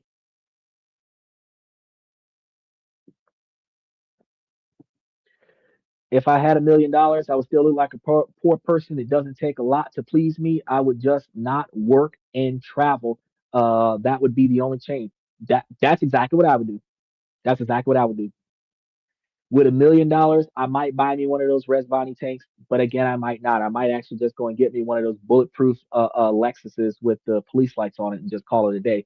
And have me a car bought and paid for. That's like anti-ice proof so that they can't kill me in my car when I'm trying to go home, like they did that woman in Memphis. I might do some shit like that.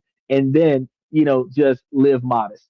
Live modest. You don't have to have expensive clothes on a day-to-day basis. You don't have to have expensive shoes, gold chains around your neck, and a $50,000 watch and all this other stuff because the broke-minded women will look at the jewelry and the clothes and think, "Oh, he's got money because he wasted money on this."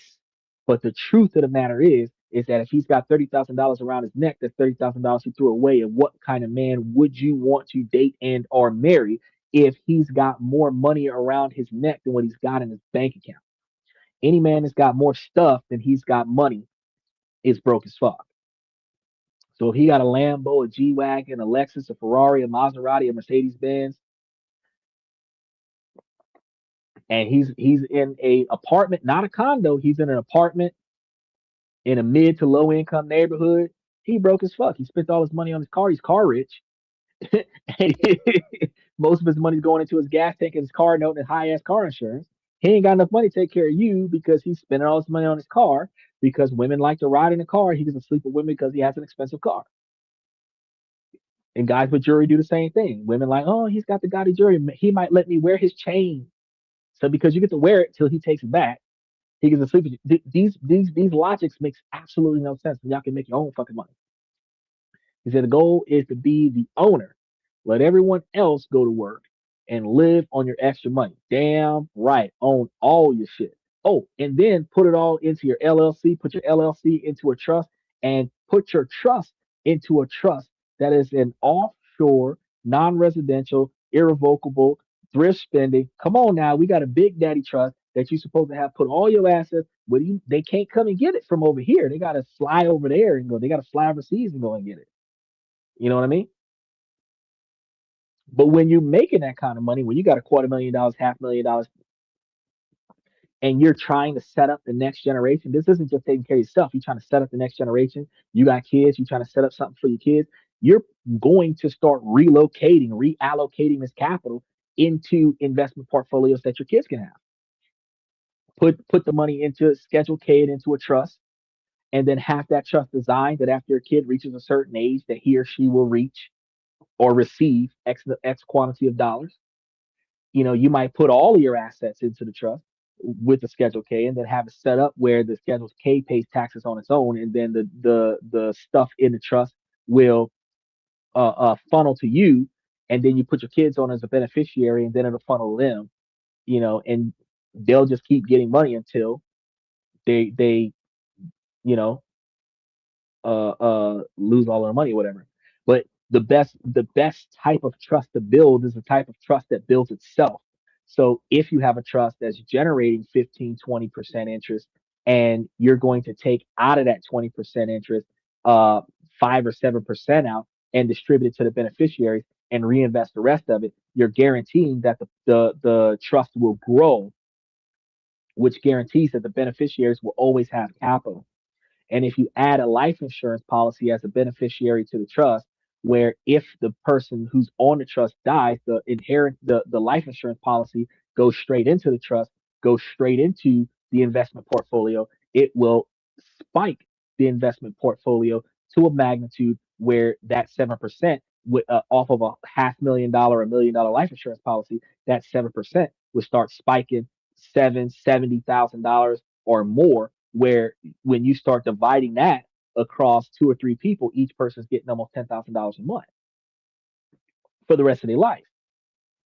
Your second and third generation kids start being set up. Spend all your kids. I give it to my dog. I outlived my dog. I was gonna have my dog as the heir of my estate, but I outlived my dog. So I'll have to get another one that has a 15-year lifespan and make that one the heir of my estate. Now, we've been talking about a Herculean task of investing $1,500 a month, but for many people, especially those owning closer to $40,000, that number is so out of reach. So, should they give up on it? Absolutely not. The biggest mistake is thinking if I can't invest 1,500 a month, it is not worth investing at all. That is a destructive lie. So let's scale back for our 40,000 a year earner. We calculated that they might even make about $640 each month of discretionary spending. So if they decided to invest only $400 a month of their money, that's a new goal. That's doable for even broke people. $400 a month investing in high interest stock options. It is still over 14% of their take home pay, and it is a fantastic savings rate, but it's not impossible to do it all. It leaves you a $240 buffer for small emergencies. Now, what does that path look like? Well, let's have the same strategy of return assumptions. If our investment contribution 400 a month over 10 years at 9% return, they will have roughly about $76,000. And if they did it at 12%, they have about $92,000. And if they did it at the higher interest rates between 15 and 18% interest, you'd be looking at well over $120,000, $130,000. After a decade, they would have a portfolio closing in on a six figure. For someone earning 40,000 a year, a $92,000 asset that they built from scratch is a game changer because it represents more than 2 years of their gross salary working for them 24/7. And that portfolio could be adding hundreds of extra dollars to their income each month. This is why starting is more important than the amount that you start with. Compounding needs time to work. So a person who has invested $400 a month for 20 years will have four more wealth than a person who waits 10 years to start because they couldn't hit some perfect number. Here's a practical plan to start at a more realistic level. Step one, you want to track your spending. Be your own financial drill sergeant. Track every dollar for 2 months. See where your money is really going. Then, step two, you want to pick your targets based on your budget. Choose a realistic but challenging monthly investment amount. Maybe it's $200, maybe it's $500, but consistency is everything. You want to be able to make sure that whatever amount you agree to, that's the amount that you stick with. Make saving money fun. I collect star notes. Okay, that's a good idea. Definitely making investing fun, but doing it with dividends, you actually get that enjoyment every 30 days because when you put money up, as soon as the ex dividend hits, you start getting returns on the payout date. So if you invest in January, you're going to get notifications in February of payouts from January. If you had invested in December, you're getting notifications in January of payouts from December. So you see this month that you're getting money back from stock investments from last year, right? And that is going to be more satisfactory for a person living from paycheck to paycheck than it would be to buy into something that you have to wait 30 years for success to occur. Now, step three, if you open up a brokerage account, you have Stash App, you have Acorn, you have TD Ameritrade. There's all kinds of places that you can go. Simple ability to take 15 minutes online, look for a low fee or no fee, something like Fidelity, Vanguard, Charles Schwab's, or like I said before, Stash App, Acorn, or TG Ameritrade annual payment plan, which is like $3 a month. So you put up like $120 and you're good. 120, $160 and you're good. You don't have to worry about it. It's done. And then the rest of the year, you're golden. right? You don't even have to worry about monthly fees. You don't have to worry about the multiple transactions. But the return that you get on your investment is larger than the monthly service fees that you use. That's the benefit. And some of this stuff, depending on your LLC and your C corporation statuses, when you claim this stuff on your taxation, you start seeing deductions. Step four, you want to choose your buckets. Do your own research. Don't just blindly buy the tickers mentioned, because I'm going to mention, I got a bunch of tickers across the bottom of the screen. You don't got to take those for a grain of salt. I got a whole nother list right here. You don't have to take those for a grain of salt. But if you write down all of the ones that you see on the show, and then you go back and do your research on them, you can grab some of the ones that you like. You can grab, because I got a lot of the ones that are under $25 a share, under $10 a share. I've got a lot of them that are dividend stocks. I got a few that are over $100 a share that are growth dividend stocks. I got some like Tesla that are growth stocks. I got some that have high potential because of the TikTok deal on the 22nd of January, like Oracle. Um, we've got oil stocks like Chevron and Exxon that's going to benefit from Venezuela being attacked. We've got a lot of stuff up here that upward of 55 stocks that you can grab. And if you sifted through them and found out which ones that you were satisfied with, you would find yourself being able to say, okay, well, I'm going to take this 10 or 15 and I'm going to run with this for a while and see what it does. That's the way you do it. Do your research and then uh, uh, make the best decisions that's going to benefit you, right? Now, for a bucket A list, if you look into BDCs and MREITs, you understand that you're going to be doing good with these as high dividend generators to get things started with. Then for your bucket B, you want to look for solid dividend growth stocks or a dividend focused ETF like Schwab, or it's called SCHD for the diversification, unless you're trying to just grab you an S&P 500. Then you want to automate everything. You want to set up an automatic transfer from your bank to your brokerage account the day after you get paid. That way you pay yourself first. Then you set your account to automatically reinvest all the dividends into the ones that you're going to do the drip with. So you have your bucket A list where your high interest accounts, you're going to put that into your portfolios.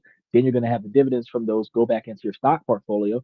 Then you're going to have your stock portfolio automatically take for the B list, reinvest everything there, but you're still going to have some capital that's not automatically reinvested.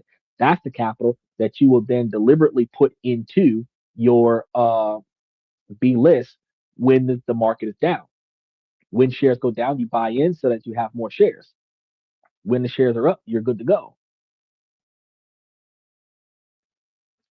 And one of the things we've said before with the dividend rotation strategy is that if you allow your dividends to come in from last month, and instead of taking a few dollars from each one of the returns and put it in a few different places, you can make one big purchase to the one share that you see is down for the month and increase that one by a large quantity instead of just a little bit at a time for each one of them. Step six, you still want to live your life. You still have to make sacrifices, maybe not extreme $1,500 a month sacrifices, but you will be disciplined. You have to be. And then say no to things that you want for now so that your future that you desire is greater later. Now, this journey isn't about being perfect from day one, it's about starting. So if you started with $100 a month, it's infinitely better than starting with zero.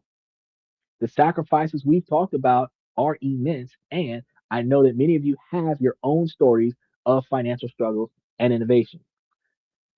Jolin was talking about how he was still paying off his truck. He's got like a month and a half left to pay off the truck. So that means that by the end of March, he's going to have an extra $1,000 a month for his current standard of living. He would be able to put that $1,000 a month away, which is $12,000 a year. And if you put that into 18% return interest or 15%, 12% more of a stable scenario, that $1,000 is going to be getting him back $120 annually on his investment. But as that compounds, that $12,000 might turn into 120,000 in 10 years.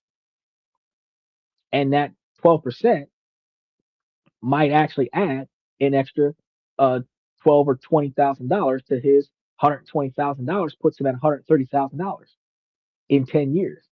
And he's in his 40s right now. His standard of living is covered by 50% of his income right now. And in 10 years, he'd be making more money off of the stock portfolio than what he needs to live off of right now. Which also means that when both of his broken feet and all of his shattered knees and splits and ankles and broken backs and fractured necks all start coming into aches and pains that prevents him from having to go to work anymore, he will have the full capability to say, fuck this job. I'm staying home because you're making more money than you need to live.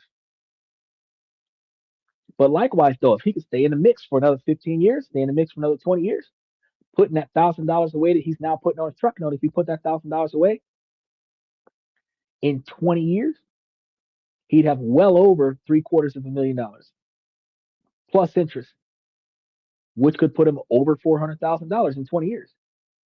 And again, getting that 12% return back, he'd be getting over $48,000 a year, which is more than what he would need to cover standard of living, which again means he could quit his job. See what I'm saying? And he can retire. So if he's in his 40s right now, feeling like crap, and he can hang in there for 20 years, and in 62, he can quit his job and know that as long as his house doesn't burn down, that he's good for the next 25 years.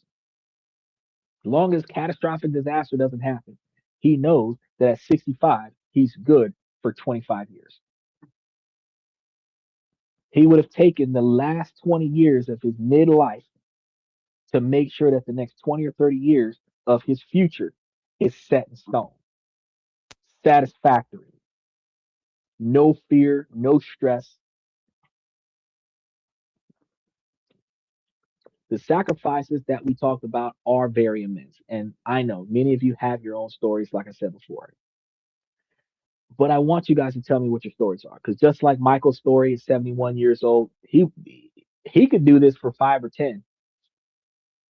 But I mean, at 71 years old, by 90, if he could quit working, if he hasn't already quit working, you know what I mean? If he started at 70 and he did 5 or 7, by 80, he would have more money coming in than what he's got right now, and he would have the ability to do whatever he wants. But if he's already got the ability to do whatever he wants, if he's got his 401k, his Roth IRAs, whatever he doesn't need, he can invest it somewhere else to give him more money that in 5 or 7 years he would have more capabilities to do more stuff.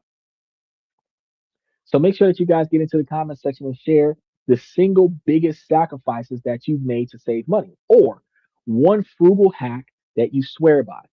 Let's be creative. Okay. We want to create a community of realists who understand what it takes and can learn from each other, because your story might be the inspiration someone else needs to get started. So, is investing 1,500 a month on a low income almost impossible? Of course it is. The math is punishing, and the lifestyle requires a form of self-imposed, uh, authentic behavior that is crucial to your success. And it's a level of discipline. It's a level of virtue that few can tolerate, especially for decades when they have a choice to do otherwise. More people will recognize that the more it takes to see real results, the harder it is for people to do. But we've also seen that it's not truly impossible, though, because more importantly, the principles are scalable. The core lesson isn't that you must invest $1,500 a month. It is that the system isn't designed for you to get ahead if you're trying to take everything you have and put it into next year. So you have to build your own system, because that system isn't designed for you. 1,500 a month isn't designed for a $40,000 a year income. 1,500 a month is designed for a $75,000 a year income. $250 a month might be better for a $400 a month income, or $400 or $500 a month might be better for a $400 a month income. You got to build your own system. You do that by taking radical ownership of your finances, and rejecting a culture that tells you to spend money that you don't have, to build clout or keep up with the Joneses, and embarrassing a a scenario where you're out there just coining up to make yourself look better for people around you. You need to instead embrace a period of discomfort for a better future. Because whether your number is 1,500 or 150, the act of taking control, building a plan, executing it month after month is what creates a real change. So this isn't a story of easy wealth. It's a story of grit. The same grit that you get from breaking bricks for 20 years, the same grit that you get from uh, uh, building HVAC systems in the attic for 20 years, the same grit that you get from climbing electrical poles for 20 years, the same grit that you get from taking orders at a Waffle House for 25 or 30 years, the same grit that you get from working that same 9 to 5 job, that same 9 p.m. to 7 a.m. job every day, 4 days a week, 5 days a week, called in on your day off, double overtime scenario for 20 years. It's the same grit. The only difference is it's going to be about trading present comfort for future freedom so that eventually you have future freedom. It's hard and it's going to be lonely and it takes a very, very long time. But at the end of the road, it's just a pile of money that you can't take with you when you die. But it is also independence, it's security, and it's a quiet confidence of knowing that you built a better future for yourself against all odds. And that is something that no one can ever take away from you. You can take that to your grave, and you probably will, because you'll probably be the only person that knows about it. Because if you're smart about it, you're not going to tell anybody about the money that you have in the bank. Whatever you have, you should be talking about less than 5% of it. So you got $250,000. I only got $5. You're a millionaire. I only got access to 10,000. And that's my emergency fund. You don't brag with stacks of cash pressed up against your face like you got money. You know what I mean? You're not sitting there like showboating on social media about the fact that you have money. Your goal is to have your money make money for you so that you don't need any money. And then your mission in life is to utilize the money that you make so that you don't have any stress in your life. You vacation, like Steven said, quit your job, stay consistent with what you've already been used to. You might want to upgrade a little bit, get some new furniture here and there, buy yourself some new clothes here and there, get you a car that doesn't need you to work on it. Maybe go from renting from your landlord, even though you got a good landlord, if they sell the property, you can still get put out. You might go from renting to owning, but that's about it. If you're living a $40,000 a year lifestyle and you make yourself a $500,000 man, you can go from a $40,000 a year lifestyle to a $60,000 a year lifestyle where you're owning your own house. But the money that you're making off of that type of portfolio is more than 60,000 a year, which means that the difference that you don't need, you can travel with or reinvest it into the principal to have the principal grow, whichever one you decide. Because one of the best parts about this particular ideology is that in 10 to 15 years, you have more options than what you have today.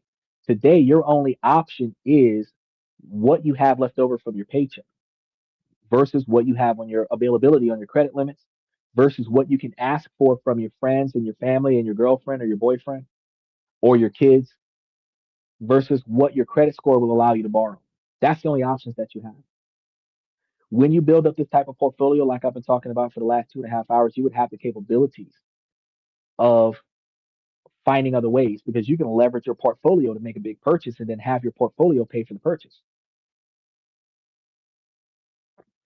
You can leverage your portfolio to pay for the house, own the house, have the portfolio pay for the loan for the house where there isn't a mortgage on the house.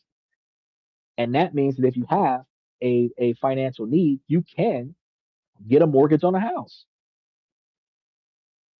And if you got the mortgage on the house to take care of that financial need, if your portfolio is more than what you needed to do what you had to do, you're getting 70, 80,000 a year, but you're paying your portfolio back 10 to 15,000.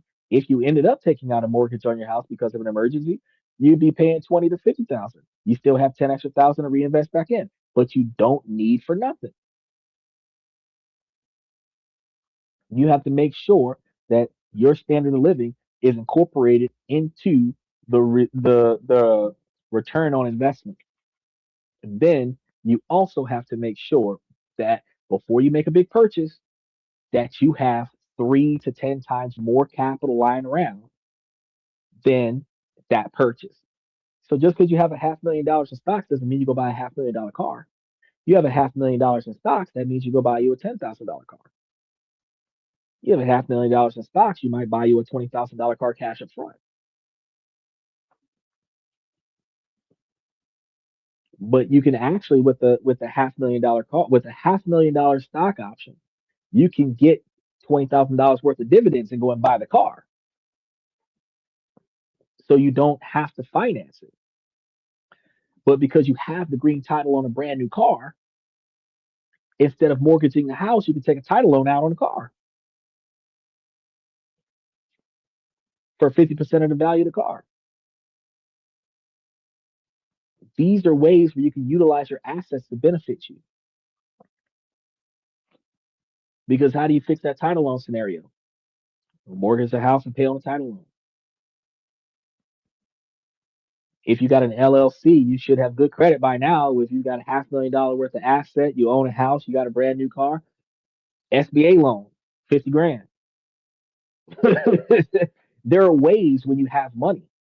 There are ways when you have stuff that you can leverage towards a deal.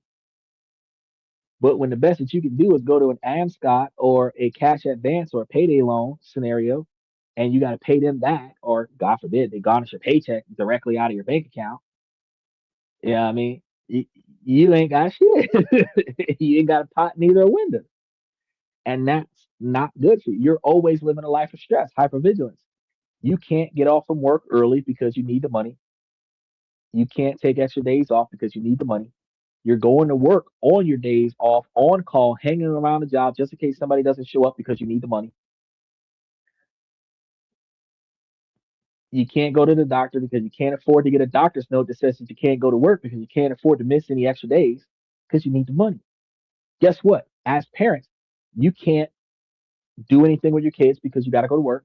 You can't enjoy after school specials because you got to go to work. You can't be there for their talent show or their sporting event because you got to go to work. You cannot teach them all the things that you wish you were taught when you were growing up because you got to go to work. Society teaches them, and it's never what you wanted them to learn because you had to go to work. You did the best that you could because you had to go to work. I want you guys to rewatch today's show. Really. Because if you're making 40,000, 30,000, 50,000, there's a way that y'all can be putting y'all money in places where y'all money can make money for you, where y'all don't have to work as hard. Y'all don't have to take up so much time away from your family and your friends. Y'all can really put your time and your energy and your money in places where your money is making money for you. With that being said, I want to thank y'all for coming to this and that. But before we go, I want to say, ladies, as long as the situation doesn't make sense, I'm going to keep asking ladies to make it make sense. So, ladies, please make it make sense. I give you guys this information to make you guys higher value men because if you find the things in your life that you do not like, that you want to change, that's inside of your control, you can put effort into changing that. And then the things that you have no control over, you can navigate around. And ladies, this information is straight to the point because y'all can literally take this information and make yourselves higher value women, but y'all just have to focus on what is in your best interest, not the unrealistic expectations of personal gratification off the backs of somebody else.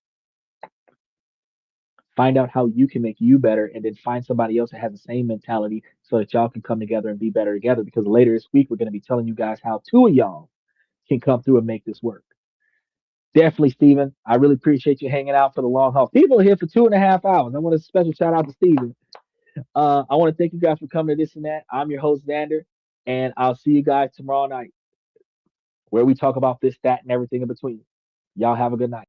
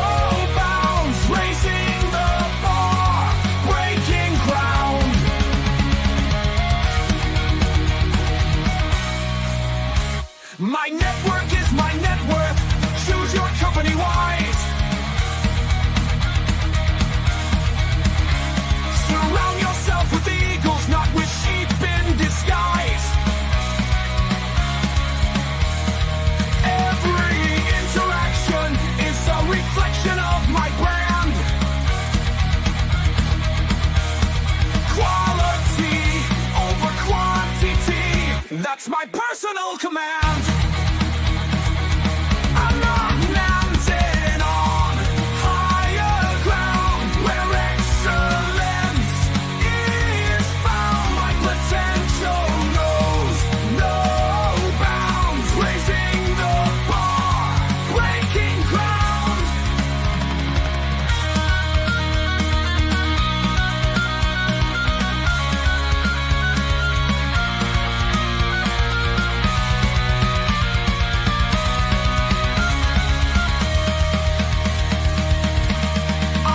Just living, I'm manifesting my vision, cutting through limitations with surgical precision.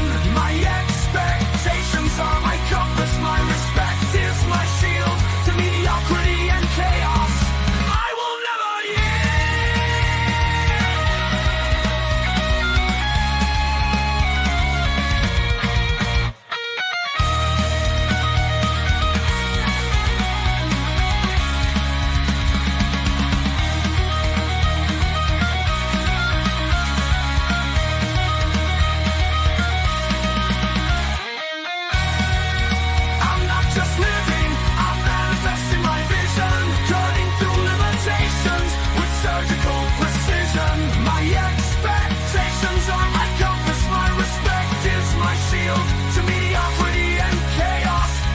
will never yield.